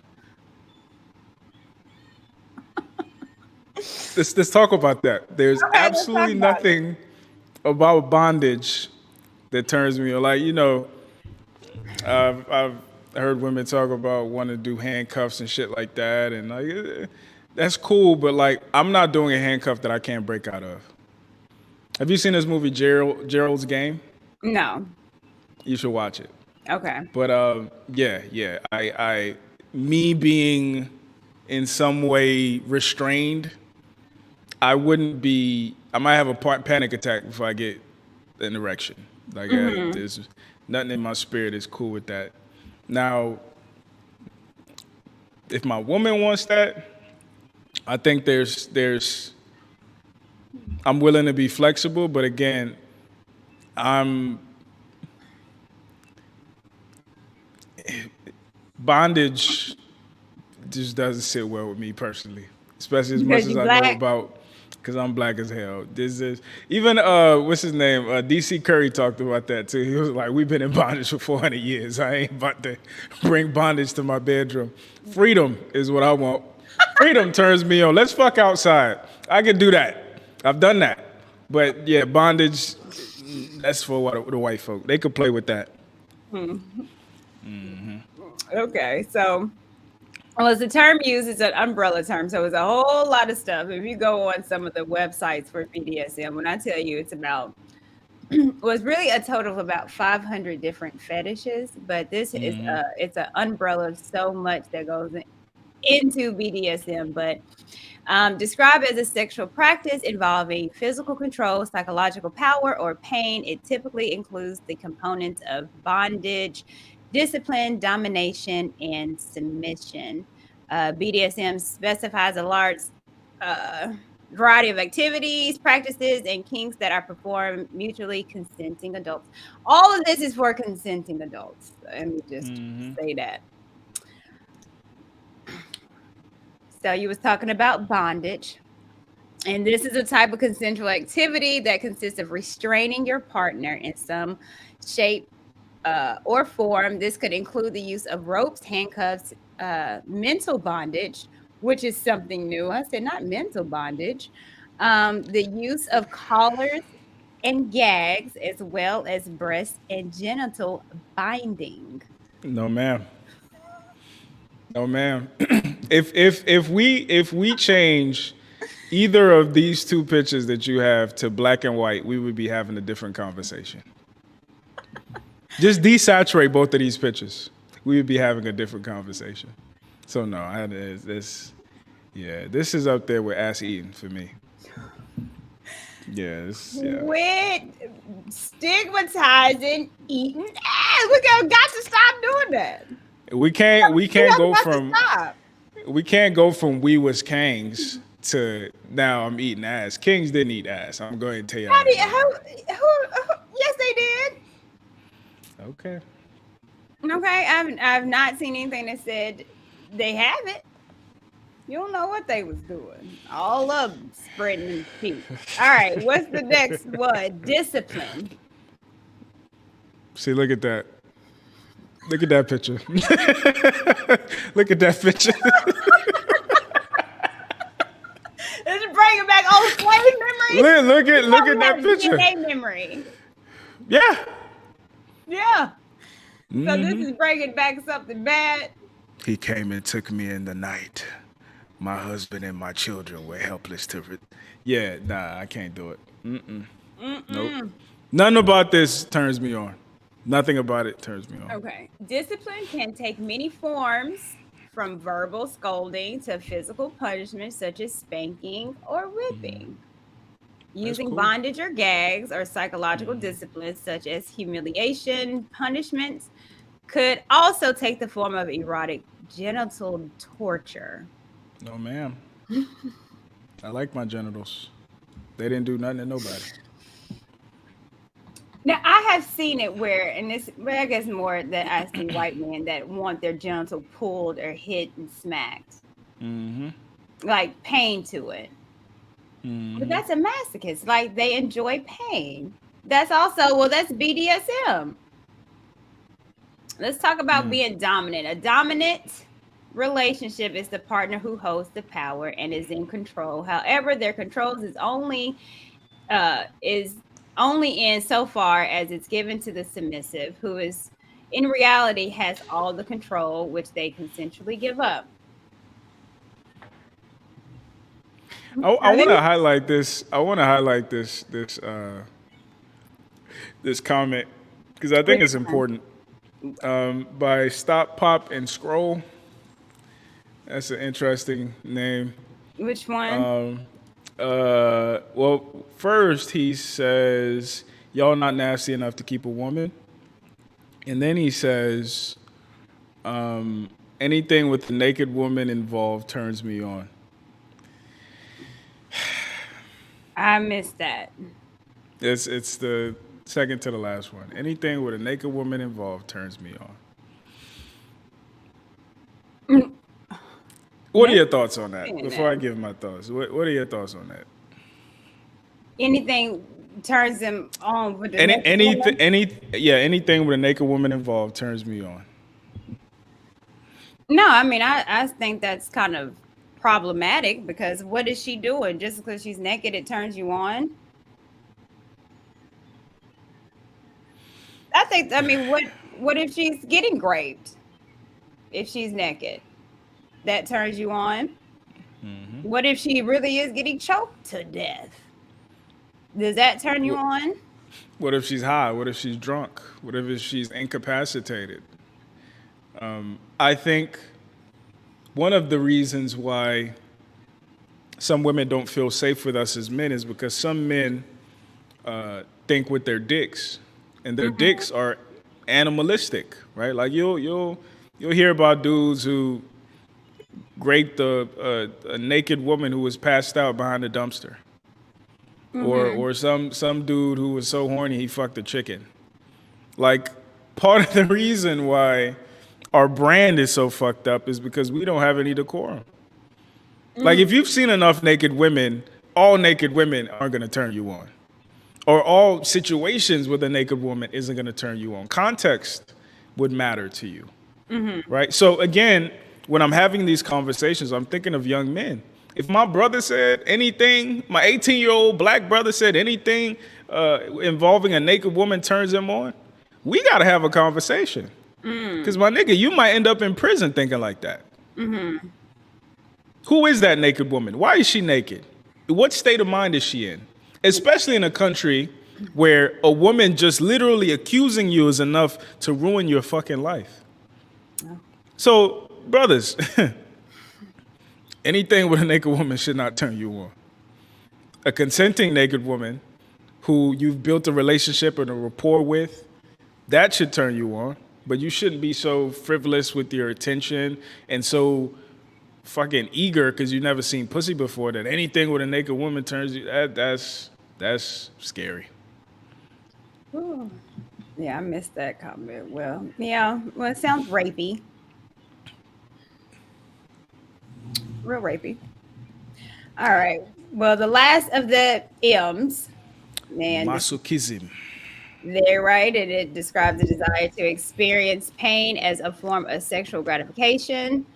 Let me pull this up because I thought this was interesting. That visitation rights in child custody was previously removed from parents who participated in BDSM. So again, that's another reason why it was hush hush, because you would lose visitation rights in child custody if you were involved in any of those fantasies, fetishes, kinks. And I had no idea that BDSM was once classified as a mental illness and was only declassified in 2013. Did you know that? No idea. I'm not surprised. So, sadomasochism is defined as psychological tendency or sexual practice characterized by both sadism and masochism. So, sadism is the tendency to derive pleasure, especially sexual gratification, from inflicting pain, suffering, or humiliation on others. And then masochism is the tendency to derive pleasure, especially sexual gratification, from one's own pain or humiliation. In general use, the enjoyment of what appears to be painful or tiresome. Should those people be raising kids? Just based on that definition, should those people be raising kids? You know,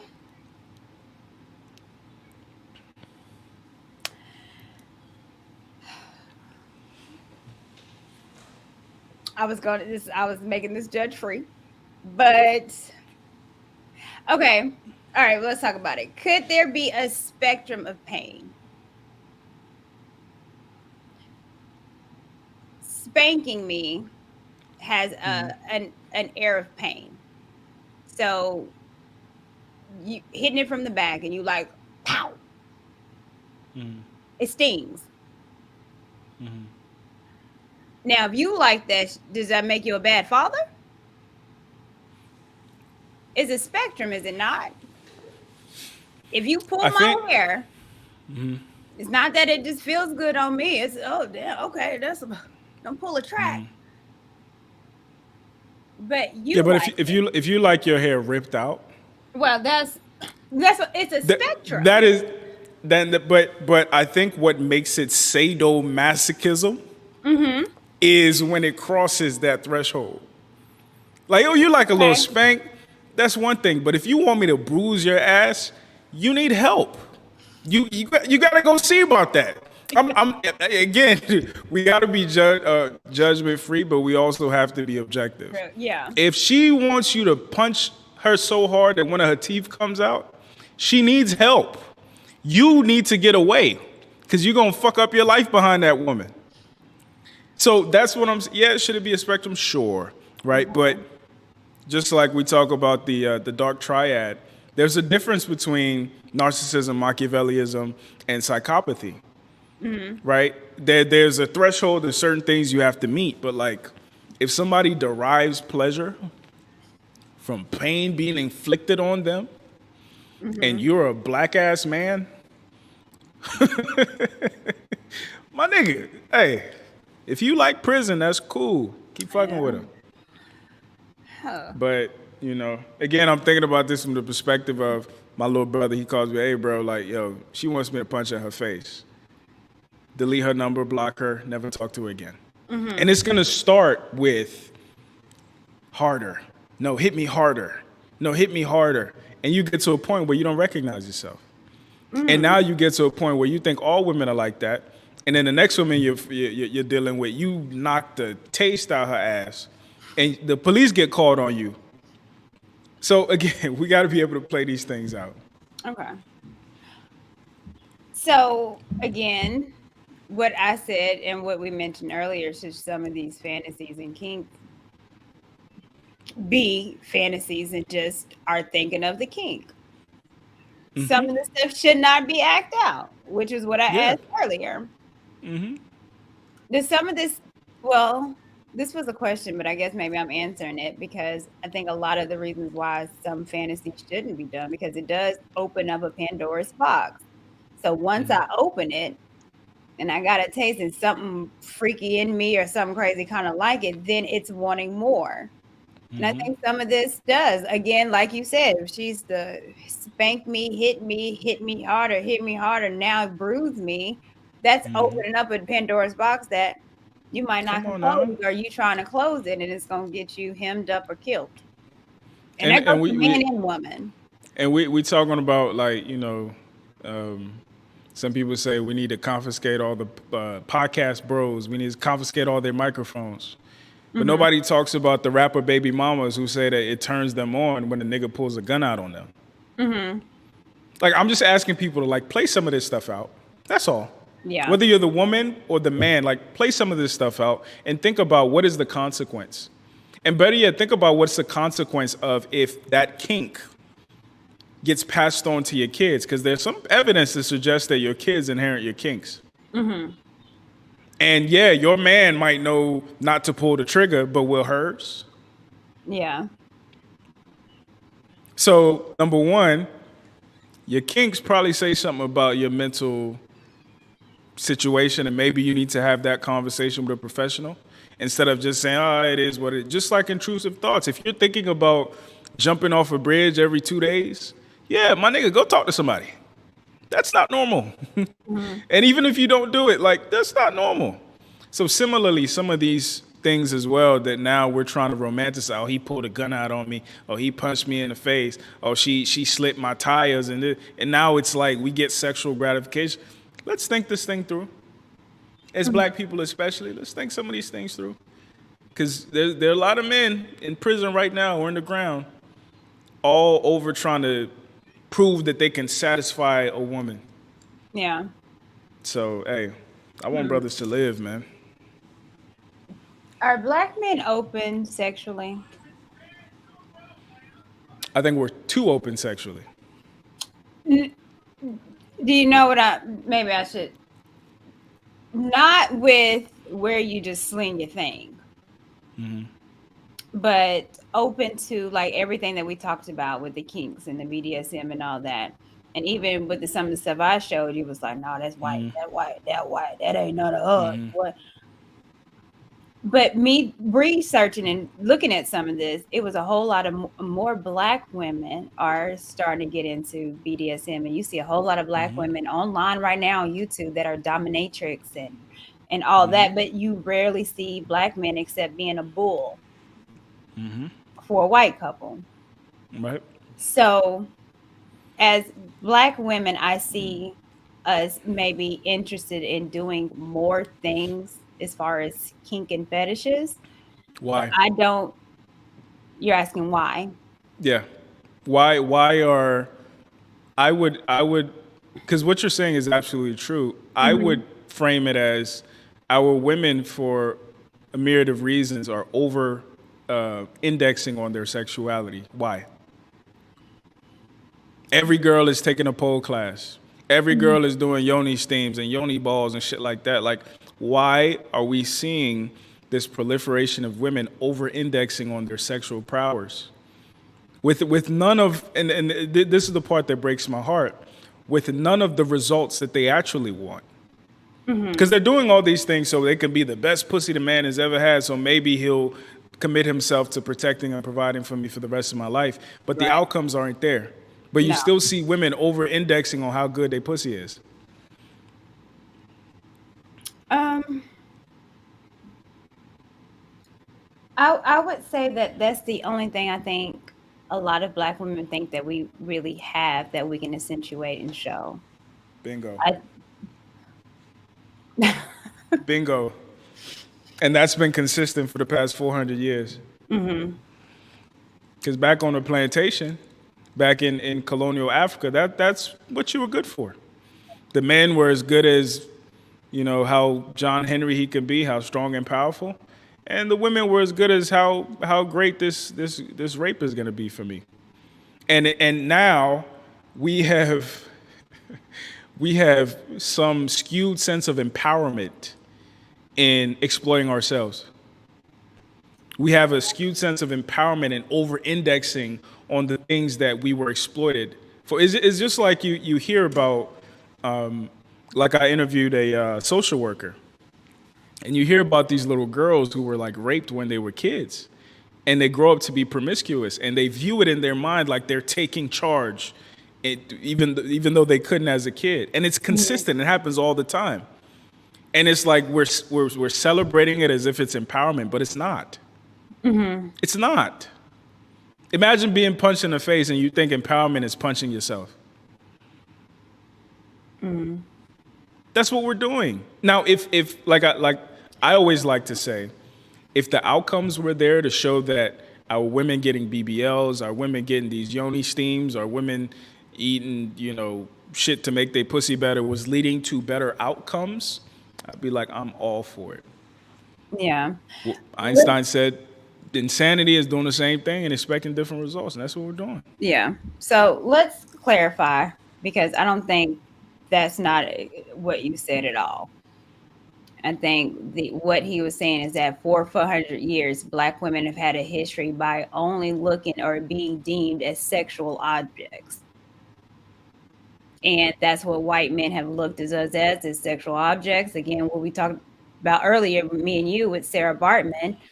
And because she had a full body of breast and butt, she was put on display and traveled around the world as a circus act, especially I think died in France because of her butt. It wasn't her intellect. It wasn't her nurturing her spirit. It was because of her body and how men was sexually amazed by how a woman was built that way. Again, to this day. Yeah. We are still amazed how Black women are built. And Black women are so amazed that they trying to do extra. I don't understand this idea of Black women getting BBLs. Yo, you already got a fat ass. I don't understand it. It's like, all you are is a sexual object. I'm gonna be the best sexual object I'm you've the ever best seen, I could be. and that's empowerment. Just like with brothers, all you are is dick and athleticism. Well, I'm gonna be the best dick and the best athlete, and that's empowerment. Like, we need to evolve these conversations. But that's what we did to the word nigga. It was, we're going to turn it around and we're going to make it positive for us. We do that all the time. Stockholm syndrome. Stockholm syndrome, and I'm guilty of that too. Yeah. I'm guilty of that too. But like, when you put it in other realms, just like I'm talking about with athleticism, with sexuality, it doesn't stand up to scrutiny. And just like I was talking about with the Black Manosphere, I use the Roots reference. What's your name, boy? Toby. What's your name, girl? Jessica Rabbit. And now we're celebrating how well we can fit the tropes that white people created for us. Yeah. It's sad. I know. But It's now, fucking sad. but and again, like I said, I think that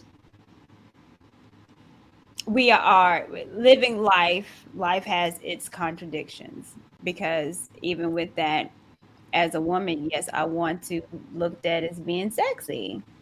That Jessica Rabbit-esque woman, the Coke bottle, that's what a majority of women would want. We want men to look at us as sexy.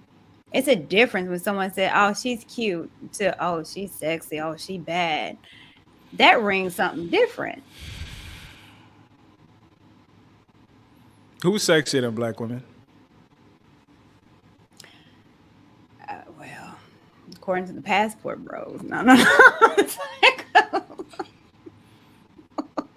I would say nobody. Because when I'm talking about Black women, I'm not just talking about Atlanta or Texas. I'm talking about South Africa. I'm talking about Ghana. I'm talking about Ethiopia. Right? For all you niggas who like Hispanic women, have you seen Ethiopian women? Lola Monroe. What's his name? The rapper. What's his name? Can't remember his name, but his girl. Gorgeous women. Black women are by far miles ahead of the competition when it comes to sexy. What do you buy with sexy? that's you saying it. No, it's subjective. I know. Subjective. But but what we see and what we hear is complete opposite. I sent you this video a while ago, King Richie's, Riches, whatever you pronounce his name. He's an idiot. But he speaks for a sector of men. And Yeah, idiots. did you see the video where he said black women are not attractive? And Yeah, if it's you not take true. their body away, then their faces are quite average. That's And not he's true. on a whole platform in front of thousands. Well, he's an idiot. And I would hope that our women especially can make those distinctions. Like some of the loudest in the room and the most thoughtful and the most intelligent are not the same person. Yeah. Like so it's like, what metric do we have to use? Before we could say, beauty pageants weren't recognizing Black women. Currently, I think Miss Universe, Miss World, Miss Everything is a Black woman. So even on paper, Black women are miles ahead of the competition when it comes to aesthetic beauty. But what is the result of that is the question I keep asking. Because these Asian women, they're not trying to compete on who's the sexiest. But they're the ones who are getting the man's life insurance policy. You know, so are we playing chess or checkers? Because the sexy is going to get you fucked first, for sure. Next 4. We ain't even on the board. Come on now. The sexy is going to get you fucked first. And Yeah. I can submit to you that Black women will always get fucked first.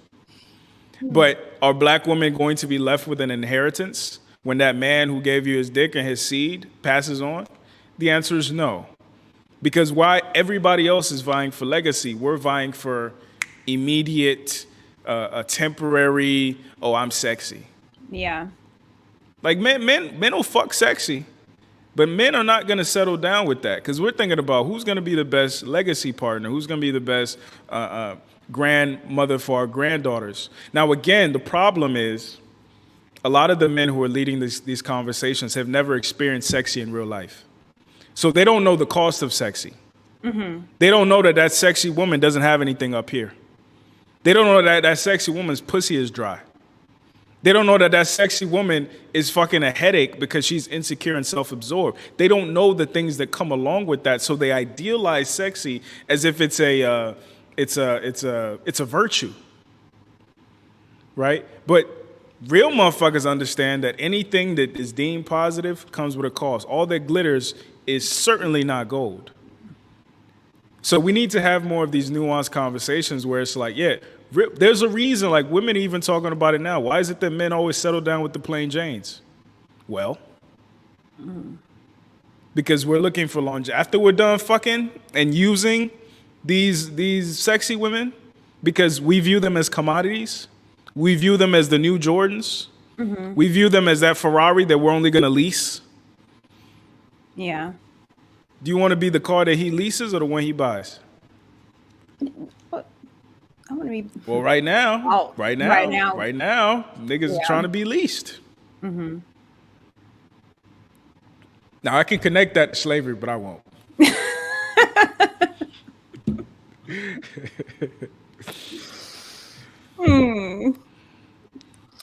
Did you have any questions? The chat getting you, but I don't. These. First of all, I don't. Some of these people are new. Yeah, I don't know who these people are. They said I'm not using civilized language in the presence of a lady. I don't use civilized language in the presence of this. Cussing him all the time. Hey. It said, stop. It says, I'm giving red pill raise. Yeah, man, I'm a red pill guy for sure. He's definitely not. Now I'm the reddest of the pills. You don't see all this? Definitely not. That's so red. Not. It's red pill for sure. Yeah, fuck women, man. Yeah. Definitely not. I mean, I agree with you. And even with this idea, or even talking about fantasies and something that we think about on a daily basis, we fantasize daily. I think I read one thing where men think about sex 19 times a day and women think about sex 10 times a day. Mm-hmm. And so it's something that we always think about. However, Wait, how old are these people?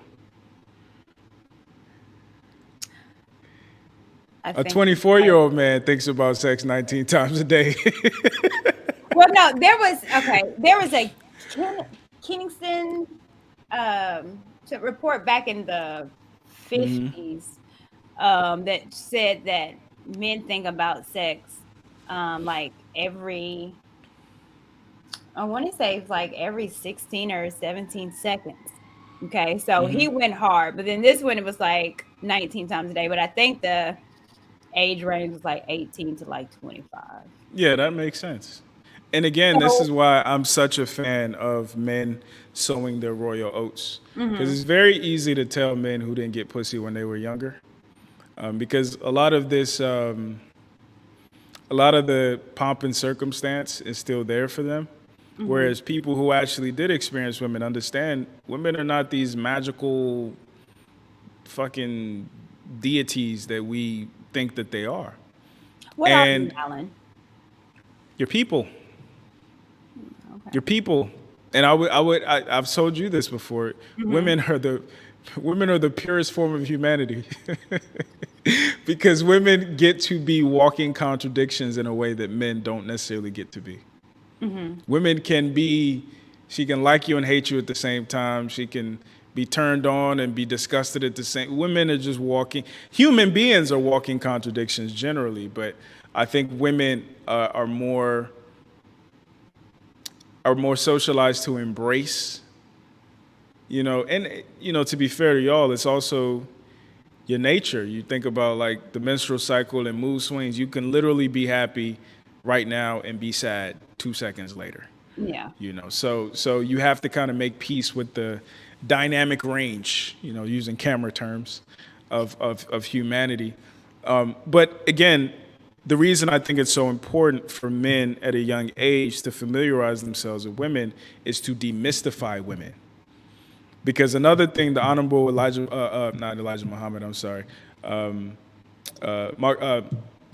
said, he said, the greatest pleasure of a man is not a woman. The greatest pleasure a man can experience is not a woman. He said the greatest pleasure a man can experience is being able to actualize an idea, take it from his mind, and put it into his hands. But again, a lot of the men who never conquered that mountain of the mystery of women and vagina and all that good stuff, they stay in that place of thinking the next bad bitch is the greatest pleasure I can feel. When the reality is you get to a point where it ain't even that deep, man. I'm trying to make this business happen, or I'm trying to leave this legacy for my family when I'm no longer here. But that monster on our back is that desire to conquer women. So yeah, I think it's important every man gets to the point where he conquers that monster. What does it mean when you sow your oats? Fuck it all up until you get tired of fucking? Well, so the fucked up thing about nature, and again, real men understand what I'm talking about. As you get older, your testosterone goes down. Testosterone governs libido. As women get older, I don't know if it's their testosterone goes up, but their libido certainly goes up. Were you as horny as you are now when you were 20? Just nod your head yes or no. Am I as horny then as I am now? Yeah, exactly. And that's consistent.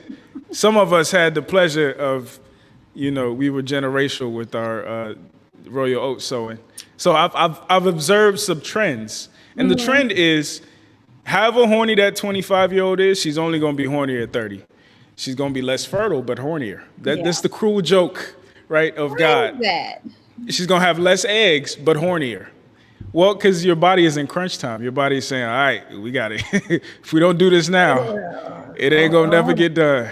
Yeah. What's that song? If God don't do it, it won't get done. It won't get done. So, but at the same time, men's testosterone is going down. So like 24-year-old Alan, just like I'm talking about smell, it was still important to me, but I can do this.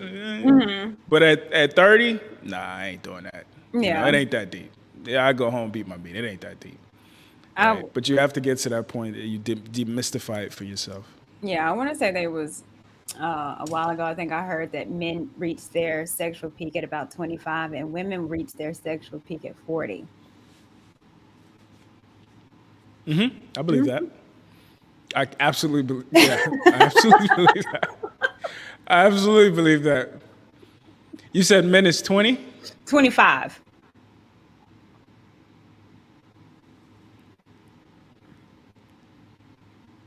And women peak. They are at their highest as far as their sexual. The libido is at the highest, meaning they can, I guess, go like jackrabbits as much as possible. The highest is at 25, and women we can go back to back. All that the highest is at 40. Yeah, it's fucked up, but it's real. Which adds extra texture to the conversation of like, do young women want 40, 50-year-old men? Well, you know what? It might be where younger women are they're sexually compatible maybe with older men at that time. But however, when we get older, our sexual compatibility, that's why you got cougars.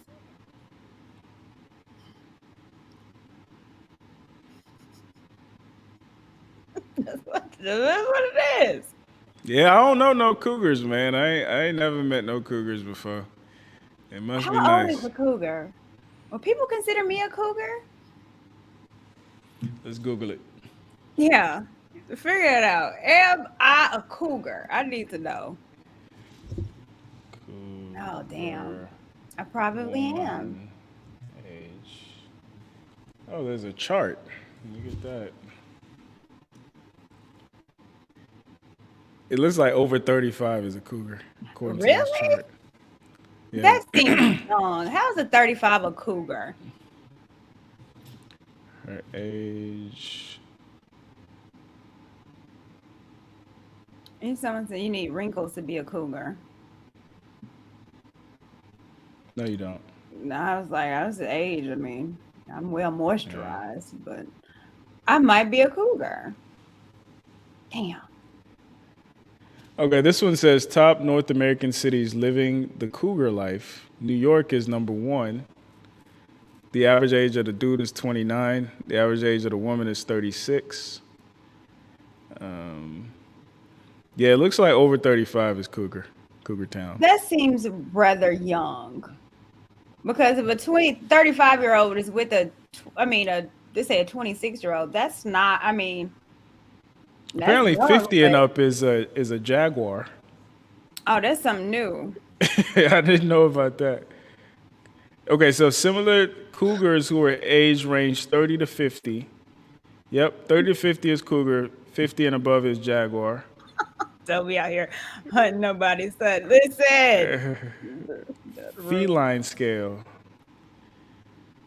Okay, this is more comprehensive. Let me see if I can share my screen. Okay, yes, let's see it. This I is need to funny. know where I land. My God don't do it, it won't get done. All right, so it's the feline scale. 0 to 12 is a house cat. 13 to 17 is a bobcat. 18 to 21 is a wildcat. what? 22 to 29 is a lynx. 30 to 39 is a puma. Okay, so cougars 40 to 49. Okay. Damn. Yeah, you crossed over this year. Ah, dog, I done crossed over the yep. cougar. Jaguar is 50 to 59. Panther is 60 to 68. Pussycat is a 69. That's clever. 70 to 79 is a cheetah. 80 to 89 is a leopard. 90 to 99. Who is fucking 90-year-olds? Yeah. Is a tiger. And 100 and up is a lion. All right. Those Urban Dictionaries. I guess it's legit. Oh yeah, that's incredible. Okay. Saber-toothed tiger is 48 and up. 58 and up. Okay. So yeah, well, You's official. I am officially. You are official. Darn, I think I'm depressed.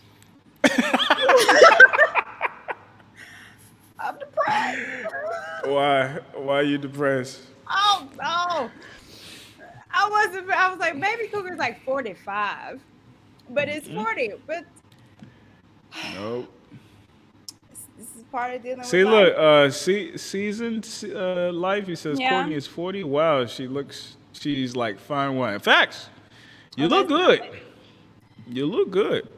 Well, I appreciate that, Alan. Thank you. I'm a cougar. You're Well, a I'm not cougar. necessarily a cougar. I have to do the cougaring to be You a you cougar. have to coog. Yeah, I you have gotta to coog. coog. Yeah, you Okay. gotta coog. I got a That's right. cool.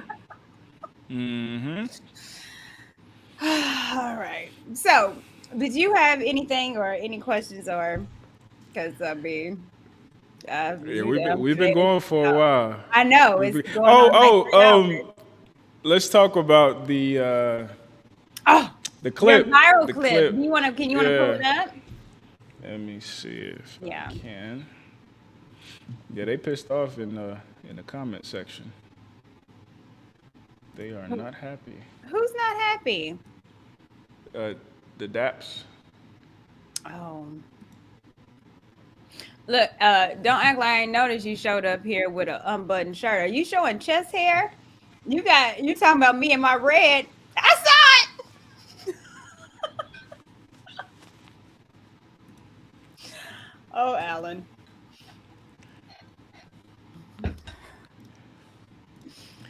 All right, Okay. it's up there. Do you remember anything like jumping out at you? The comments? The comments, the video, like, first of all, did you think it was gonna do what it did? No. So I'm surprised. So how many views have you got on this video now? Because last time I checked, it was like 311,000. Yeah, something like that. 311,000. That's the last time I checked. I didn't. You done went up to 22K likes. I don't know how to work this on desktop. Oh. I can pull it up. Let me pull it up on my phone. You know, on your phone? Yeah. Bend you or whatever, but something that's hugging you, something that feels like a glove, right? So it must be able to conform and contort to you. And then the third thing, and we're just talking about physical for right now. I'm gonna get to the enthusiasm. Okay. Temperature. So warm. The temperature thing is tricky, right? Because if you're alive, you're warm. Could you hear that? Mm-hmm. Oh, okay. Yeah, and you have 335,000 views right now.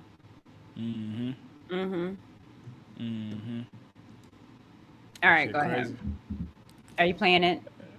Oh, yeah. My bad. A secondary aspect be tight, correct? There is a secondary aspect to the wetness. Shout out to MTR. He calls it the viscous innards. For those of you guys who don't know, the word viscosity, the state of being thick, sticky, semi-fluid in consistency due to internal friction. There are different degrees of moisture. Water wet, and then we've got viscous wet. What could boost woman B over woman A is if her wetness is more viscous versus woman A whose wetness is more watery. I don't know if men have taken the time to really break that down. No. But there is No. when it comes to tightness, because we also talk about that, I don't think it's actually tightness. I would more so describe it as elasticity, not something that feels like a vice grip and like it's gonna bend you or whatever, but something that's hugging you, something that feels like a glove, right? So it must be able to conform and contort to you. And then the third thing, and we're just talking about physical for right now. I'm gonna get to the enthusiasm. Okay. Temperature. So warm. The temperature thing is tricky, right? Because if you're alive, you're warm. However, just like the wetness, just like the tightness, it's different levels. You know, some people are warm natured and some people are cold natured. Like you hug somebody and they feel warm. Vagina is also the same way. It's got to be wet and it's got to be tight, correct? First of all, shout out to 2022 Courtney Michelle. I wish I could do the sound effects, but it's not working. Why is that? That's 2022. Shout out to the 2022 Courtney. That was Michelle. like 7 months ago. That's crazy. I know. Time goes by crazy. fast. So, okay. So some of the comments that stood out to me, it was a lot. Like when I tell you all the comments that I get on a daily, it is a lot. You know, I was surprised so many women was turned on by you. Me too. Were you? I was like, wow. Me All too. the comments that I was seeing, who is he? It wasn't that damn many. It wasn't you hyping. Out of 22,000, It I mean, was- I don't know how it many was not comments that did you have many. on there? It's not letting Okay, me you got refresh. almost 1,000 comments. I would say about 200 of them comments was, who is he? Who is that talking? I need to know who that man is. So I was surprised on that one. A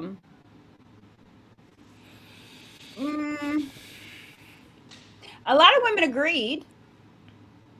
So I didn't see a lot of pushback, considered maybe that you could have. I was surprised some of the guys was like checking for you. Like kind of like one of the dudes act like you didn't know what you was talking about, or why is this man just talking about this in this clip? And I think you responded, you was like, dude, this is like it's IG and we only got a minute and a half. this was a whole 3-hour conversation. So, yeah. But he refused to go watch the 3-hour conversation. Some people did. Let's talk about this. So this comment by My Flower Obsession. She says, "What can boost the woman is your actual relationship, actual real love making over sex. Y'all want to just keep trying to make women into men. You can't just beat it and think you getting to heaven 1v1 or whatever you call it now. 1v1? Huh. We used to say cream, even with the same person, you will always have various results. Every woman has the multitude of temperatures and wetness. Oh, levels, okay. Sometimes even within the same day, it's more emotional to get the desired result. The main thing I can agree with is he didn't think men have taken the time, but I'm happy he attempted, even though this is pseudoscience with no mention of causality, I'm sorry. I just hope people don't truly run with this. Listen to someone who came with a built-in vagina. How does she know I don't identify as a woman? I know. I'm just playing. You could. Thoughts on that? That was just someone that tries to be super intelligent. Again, just taking a clip and didn't read the whole didn't see obviously the whole show. But I mean, I don't really have any comments on her. I mean, how can I? She didn't even watch it. She saw it on this clip. And the clip wasn't anything talking about men beating it up. It was just about how wet women get. And you would know since it's your penis going up into the wetness. So as a man, I think you would be definitely knowledgeable on how wet it gets, how sticky it gets, because you're the one that's going up in it. So that's just what I thought. I don't know.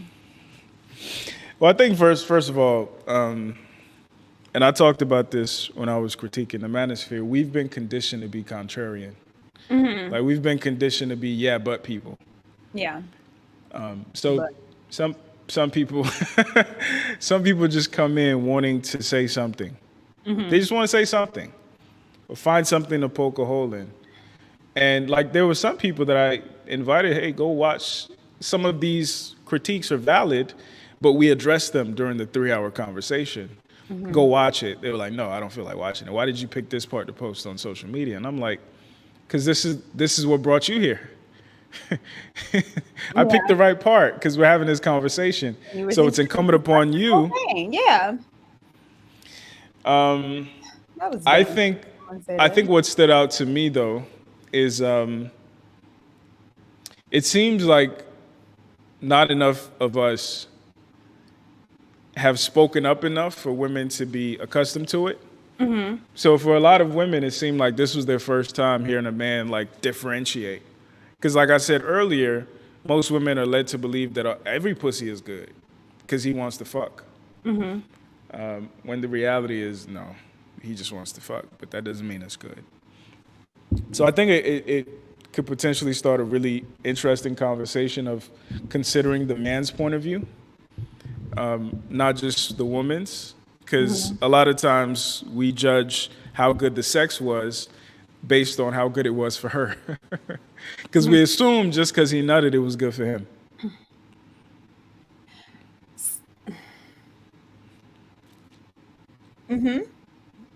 Because if it wasn't good, then you wouldn't come. That's what we think. Yeah, that's what you guys think. Because if it's not good to us or you're not hitting the spot, we can't come. Yep. So you come off trash vagina. Yep. How? I mean, if it's bad, how can the thing is the idea, the resolve is coming, or I don't make that make sense to me. Well, coming for us is like a reaction to stimulus. I think it's like that for some women, where if you just stimulate enough, they can come. But based on my understanding, if a woman doesn't like you, doesn't want you, even if you're quote unquote hitting the spot, she won't come because the relaxation and all that stuff is more important. Whereas men, it's really just physiological. So yeah, I can grind my dick inside some trash pussy and eventually it'll come. But that doesn't mean the pussy is good, you know. But yeah. I don't like I said, that doesn't make sense to me. Yeah, I've heard stories of dudes like they fucking a woman and they like spit on her back because they're tired of fucking and they want her to think he can't. Yeah, there's some trash pussy out there. Now I've heard men faking it, Yeah. and I just recently heard of that because I didn't think that was a thing. I thought that men could come all the time. I mean, I just thought men could come. I've never known a man to fake having an orgasm. So how does one know that one is faking? I'll answer by saying, how do you know like it wasn't that good for him? When Yeah. I think it's the intensity, right? And to be fair, here's what I want to say too: like, sex doesn't have to be good all the time. I think that's a misconception that we have, and I think we need to break it. I'm not gonna give you A+ dick all the time. You're not gonna give me A+ vagina all the time. Whether we're talking about like where you are in your menstrual cycle, my stress levels, my testosterone levels, or my fatigue or muscle, whatever. Like we need to stop setting ourselves up for so much disappointment because our standards are every time we gonna come 15 times. It's unrealistic. Yeah. It's unsustainable, especially in the long term. But for men, it really boils down to how good your pussy is. It really boils down to those three things: the warmth, the elasticity, and the viscosity. And obviously, there's some things you can do to improve it for yourself. Just like with men and our technique, there are things we can do to improve it. But there are other people who have it naturally, and it is what it is. So, you know, I think the best thing you can do is communicate with your partner, improve your diet, you know, exercise, drink water. Some women don't drink water. Yeah. And then the other thing too, like people mentioned it, even though I talked about it during the stream, smell, scent is a big part. You can have that whack, but if it smells bad, it negates it completely. And also texture. I don't know if I elaborated on it, but some pussies are soft. And some pussies, yeah, some pussies are soft and smooth internally. And some pussies are more rigid and hard. And it's just like skin. You know how some people's skin is like... Hold on. Bring it back. You're talking about when you're inside. Yes, the And the feel inner of it on walls the of the vagina. The inner walls of the vagina. Some is soft and some is rigid. Yep. Some is thick and soft, like more like the black said like marshmallows. Yeah, and I found that it's consistent with the woman's skin.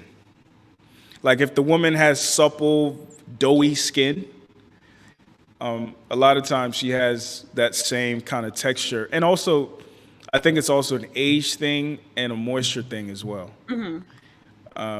But there are some women who like, she might be wet, but like the inner walls of her vagina are just,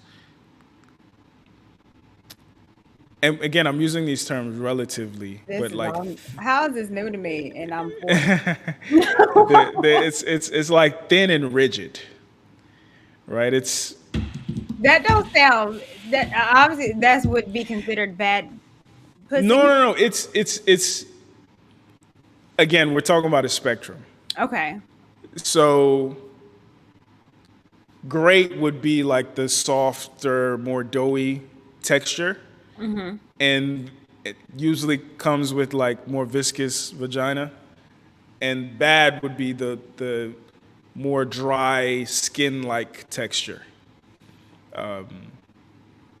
But yeah, you can have that texture with wet pussy. Yeah. I haven't seen a soft texture with dry pussy though.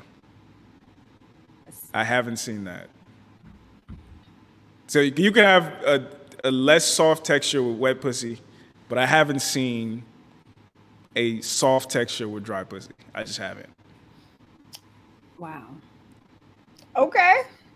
I never thought, or I never too. thought to ask The best How way does I it can feel explain on it, the inside?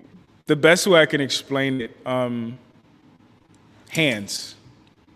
You ever touched Okay.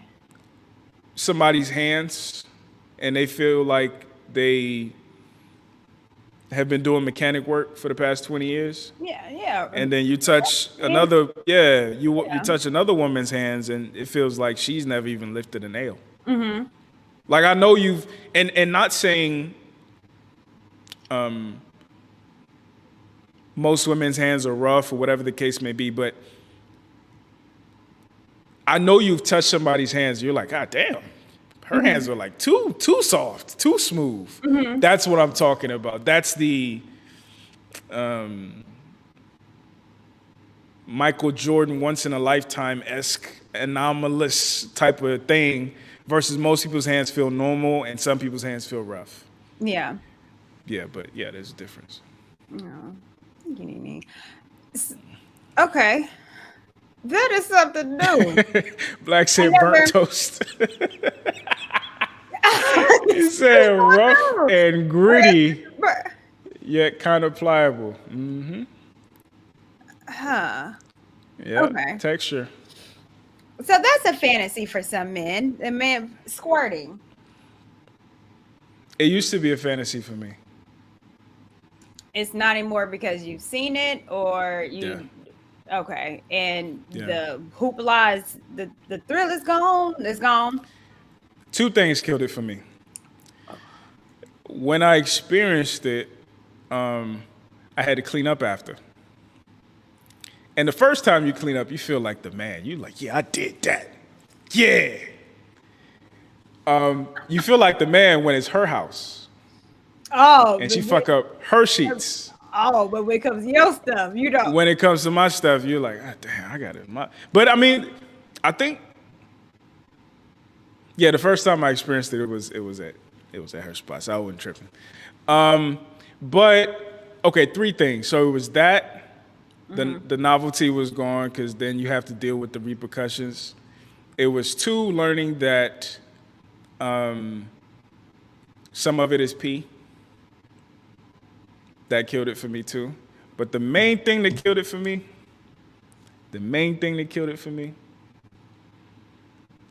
I learned that just because she squirted doesn't mean she came.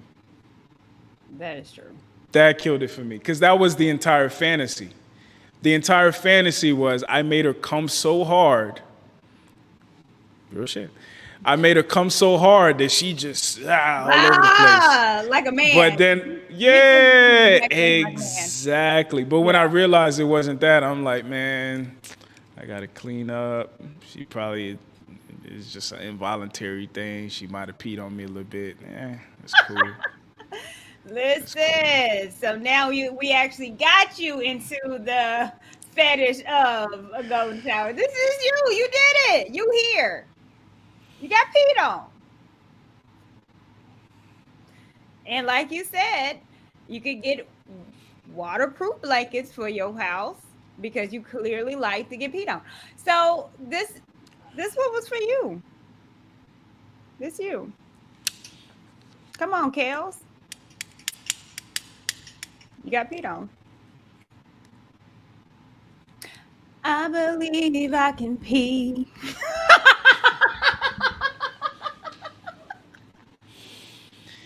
All that glitters is not gold, gentlemen. Gold showers. Come on. Oh, okay. All right. So let me ask you something real quick now. You got to be honest. Okay. And I'm asking because you got your shirt unbuttoned with your chest hairs out. You do it like an old little lady. Oh. Okay. Is this shit charging? Name a fantasy that you have. Hold on, you cut out for a second. Say that again. I know I didn't. Name a fantasy that you have. Shit. Look, Dub will. Hold on. He does. Say it so, Ellen. You like Say to it ain't get so, peed on. Allie. You Goddamn. like to get peed on.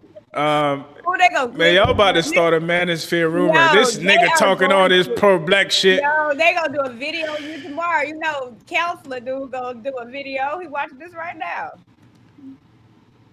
Hold on 1 second. It keeps skipping.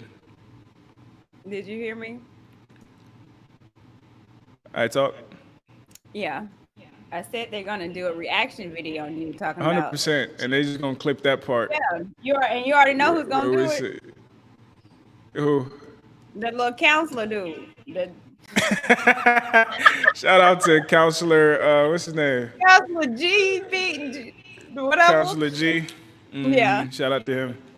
Yeah, he's gonna do it. Alan likes to get peed on. Yeah, that's right. You said what's a fantasy? Shit, I still ain't got a threesome. I'm basic. I just, if the Lord willeth, Don't put the Lord in that. if he sees that for me, if he deems me fit. But to be honest, I'm to the point now where it's like, if it never happens, I wouldn't really trip, honestly. Because, you know, as I've gotten older, my mind defaults to the challenges more so than the fantasy. You know, and I know, like, I think I already know how it would go. And when I think about the reality of it, it doesn't sound as great. I think the only way it really works well is if your girl is bi-curious. Because if she's not, you're going to have to follow certain unwritten rules and regulations. Like, you can't fuck the other girl more than you fuck her. You can definitely not finish on the other girl. You know what I'm saying? You can't enjoy it too much, you know. So when you start thinking of all those boundaries or rules and regulations, it kind of kills it for you. But yeah, if I just had my way and if I was king for a day, hell yeah. Hell yeah. 2 or 3 baddies bent over, hell yeah. Hell yeah, straight up and down. Well, I don't think with women, I think the problem is that you will always continue to want it. Yeah, Like after sure. you have a threesome, then what? Sure. That's gonna end it. You don't want it anymore after that one. No, you're gonna keep asking for it. Yeah. And when I listen to women talk about it, like, I think most of them would be okay if it was a one-off thing. But, you know, yeah, so that's why, like I said, when I think about it realistically, I don't know if it plays out the way that it does in my head. You know, so it ain't that deep. But yeah, if I could, it would be that. Which, according to your research, is basic. It's Yeah, basic as hell. Yeah, vanilla. I mean, that's the majority of men want a threesome. Yeah, A lot of women do too. yeah. They want trains too, apparently. And I tell Chugga, women chugga, they chugga, definitely don't need to tell their man that. They need to Yeah, that to the just boy. like if you a dude and you like stuff in the ass, don't tell your woman that. Don't tell your woman that. It's not gonna end well unless she's into it. Nah, I think he need to tell her, save her life. Yeah, man. I hear echo. Yeah, it's because the thing died, so I'm using the laptop volume. Hold on, let me see if there's any juice on this. Hold on. We can wrap it up. It's been over 3 hours. Yeah, we've been going for a while. Because the next thing I do, I start telling my business, and I don't need them problems. Yep. I Yep. don't have no fantasies. I You don't have no I fantasies? fantasize about cooking, Uh-huh. I hear you. pot roast. That's what I dream listen, about. unless Pot you want roast. Counselor G to be talking about your fantasies, you know, clipping you up and making you say stuff. Well, he thinks you 5'6", so it don't really matter. Yeah, I'm pretty short. You're a really short dude. Yeah. But again, you know, I didn't ask for my height. He didn't ask for his. We got what we got. And I think I'm working what I got pretty well. So You working with a happy little with it. slow Malin. I'm happy with it. Hold on, let me see. Yeah, you one thing about Courtney, she got some research now. God damn. I thought you went through all the slides already. I did. I ain't seen that slide. That was the women's slide. I be having stuff in the bag. You just Man, shit, you got a never part 3 seen already. it. I was trying to see if which one would be my fantasy. Okay. See, group sex, girl on girl, an ex, a stranger, submission, watch or be watched. I think that's my fantasy. Which one? To be watched. You said to be watched or to watch? Both. Which one? If you could only pick one, which one? To be watched. Interesting. Interesting. You hear that, chat? So what, man? She So like what to does be that voyeured. mean? You want a threesome, Oh man. so this that's audio. and I want to be watched. Okay. But again, some of these fit doesn't mean I'm going to do it. I do believe some of this stuff needs to be taken to the grave. You know what? This sounds so corny, but this is like the God is honest truth. Because there is some stuff that I'm waiting to do for my husband. No, I don't think that's corny. No, No, I don't think that's corny at all. Especially these days where like, you know, virginity isn't necessarily the expectation. I think that's a little sweet. like, I think that's a little sweet. I think that's cool. I think it's corny. So What there's what a that lot of lady say? She said, definitive- "Don't let no man hit the bottom." I mean, hit them. What does that mean? I don't know what it meant. I thought it meant like hitting the cervix. Oh, Yeah, it was hitting the some bottom or lady. hitting the bottle? Which one? The bottom okay. of the vagina. Yeah. No. It was like some show from the 80s or 90s or something. She was like, "Don't let no man hit the bottom." Yeah.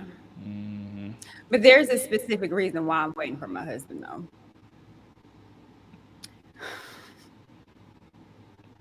Fuck it.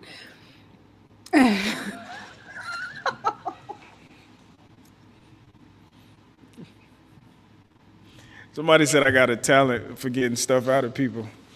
And the funny thing is, I don't even be saying that. I just That's true. I listen. I tell Alan too much. I've told him Listen. that. I was like, why the hell am I telling you this? I'm listening. We here now. We here. Yeah, I'm over here. I'm cautious. Okay. There is some stuff that I'm holding out because, oh my God.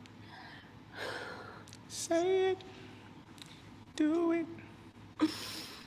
I want my husband to turn me out. You want you. What does that mean in the context of a man and a woman? What does that mean? And so something fantasy stuff, I was like, nah, I need to wait on that because if I do this like it, they get that Pandora's box, then I'm gonna be all kind of open, freaking deaky, Oh, so everything. I was like, you talking about the BDSM stuff? the BDSM stuff, Yep. yes. Yep. Because the dominant and the submissive, Oh, and yeah. me being that, and him having complete control is pretty much him turning me the fuck out. And so I don't want that level of being open and vulnerable, and a man having literally complete control over my body and telling me, Courtney, I want you to show up at 5:00 naked with some heels on and a helmet. How would you react if he wanted you to fuck some other dude? Shout out to King Me. If he was like, man, I want to see you have sex with another man, Yep. I wouldn't trust that. In the way in the world, I wouldn't trust that because No, at this point he had turned you the hell out.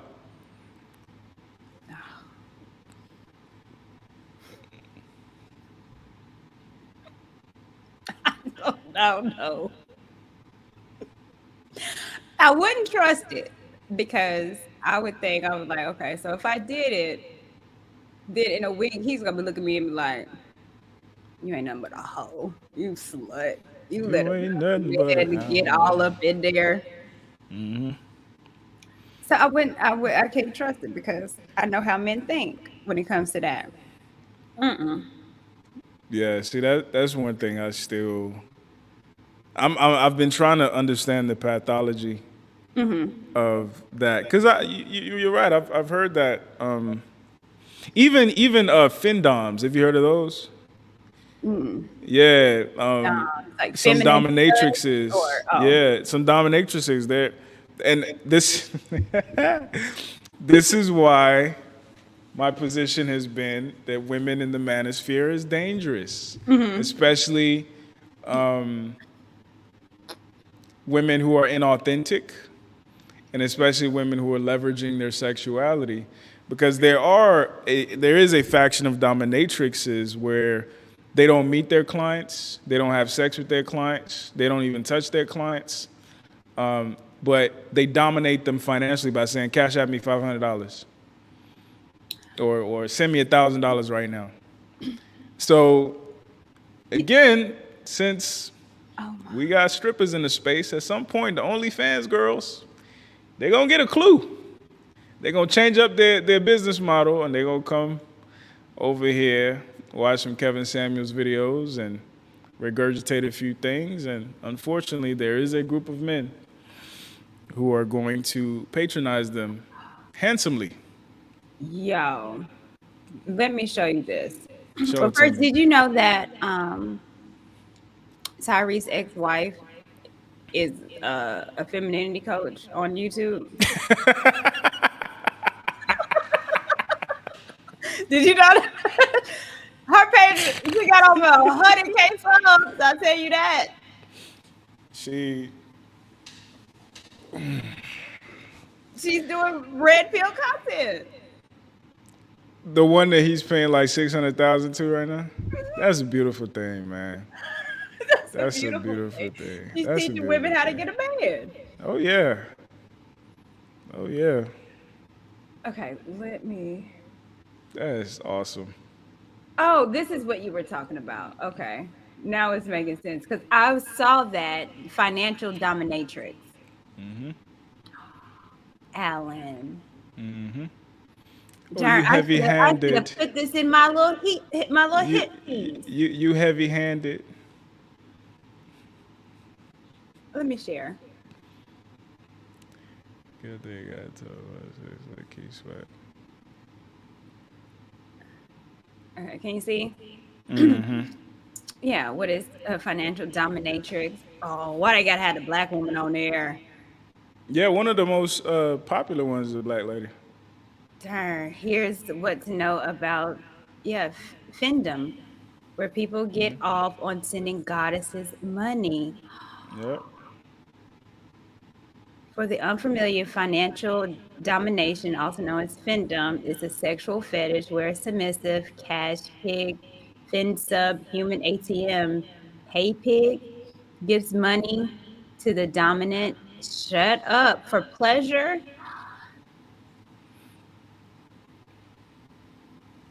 Do you think that that's going on now, huh? Oh yeah. Oh, shut up. You just got to call them heavy-handed.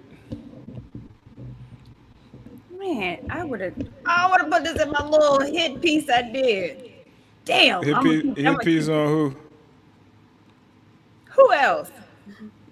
I've been going at two women. Oh, I guess I could have done it for both. Wow. Yep. That is a thing. 100%. Yeah, some dudes who don't have anything to do with their money, and Just give it to the women they like. it's the same pain pleasure dynamic. But yeah, Man, you know what? I wish I could do like OnlyFans and sell like my feet pictures. it's a slippery slope. But I know. But I be slow. thinking, I was like, man, these bras are racking the hell up. But the thing you have to also think, like a lot of them are financially illiterate, so it's kind of like giving a hobo $20 million. They're gonna lose it. Yeah. because they're gonna live beyond their means. They're not gonna think about the sustainability of their business model.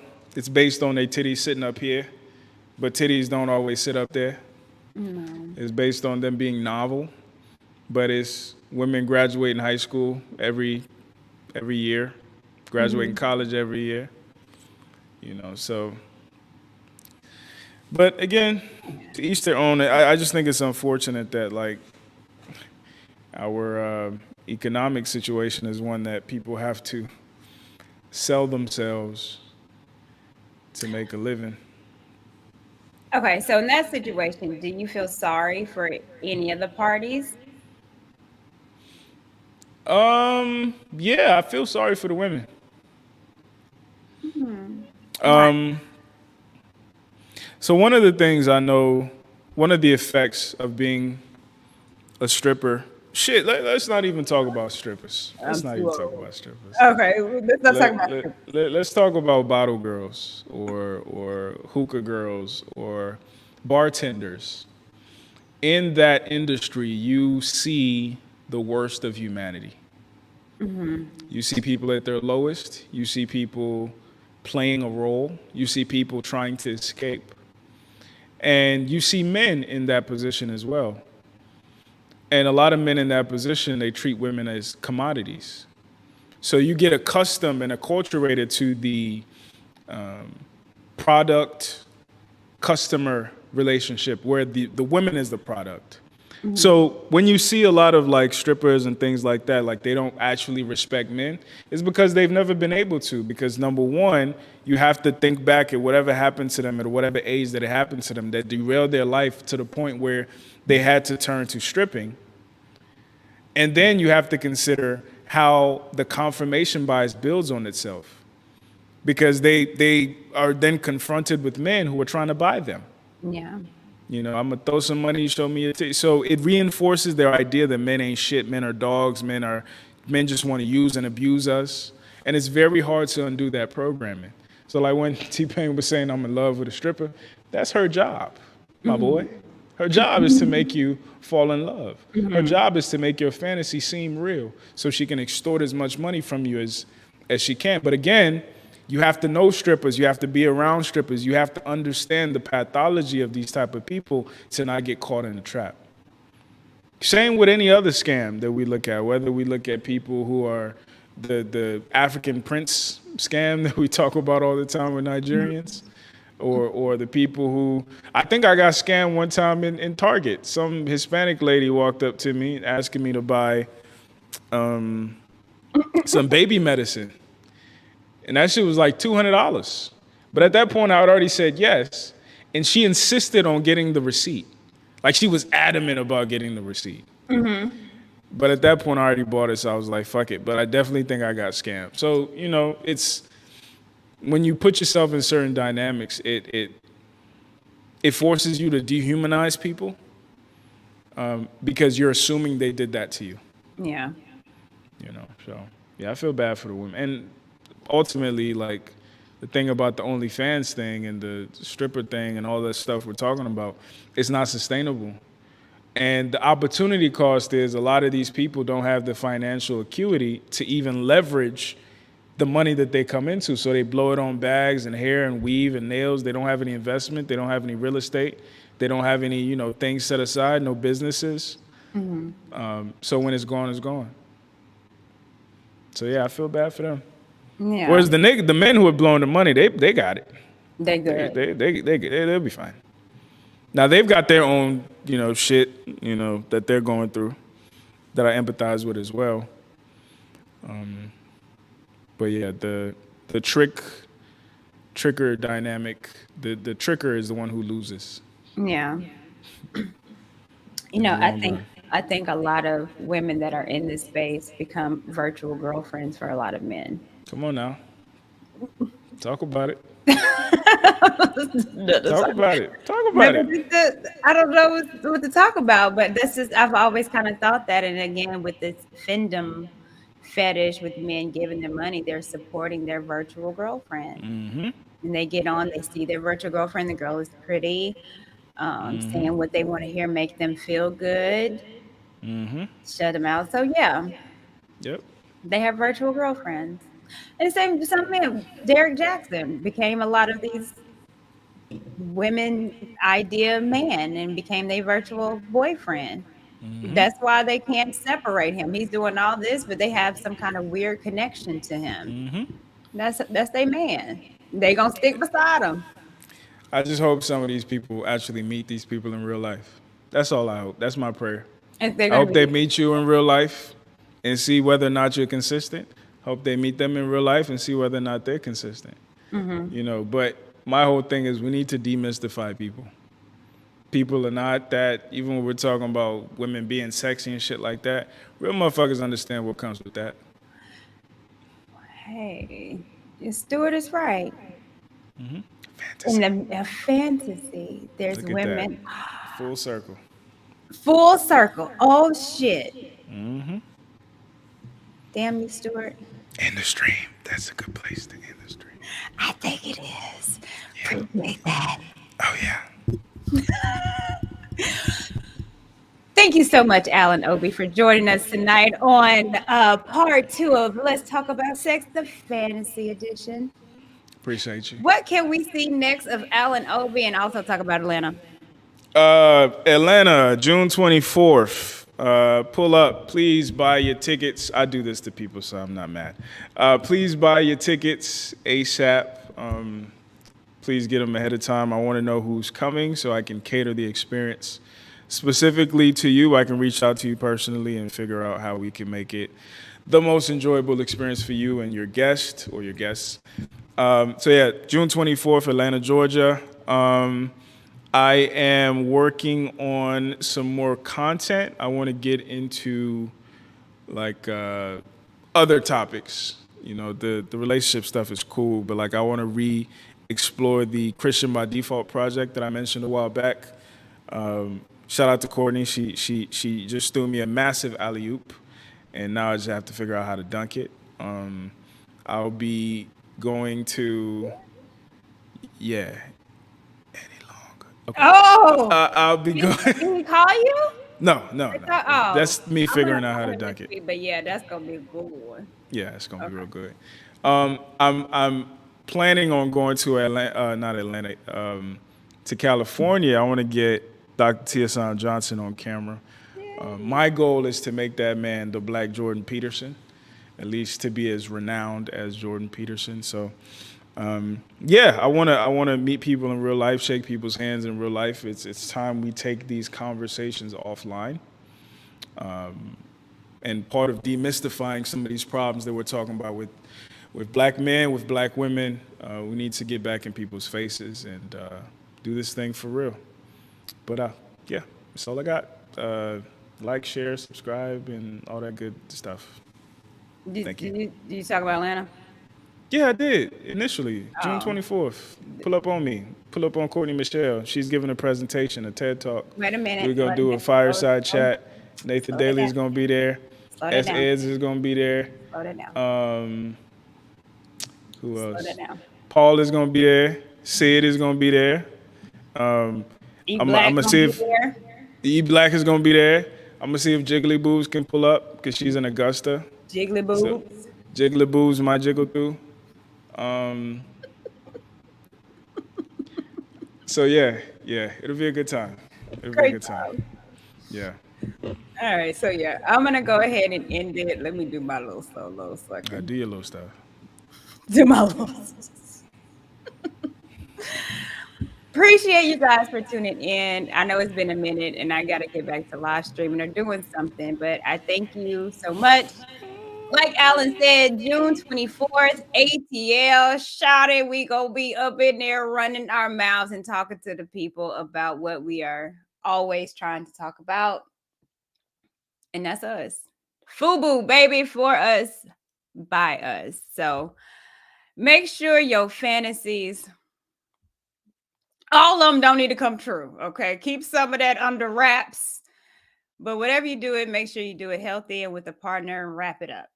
Other than that, I appreciate you guys for tuning in. And as always, be a blessing. I'm out.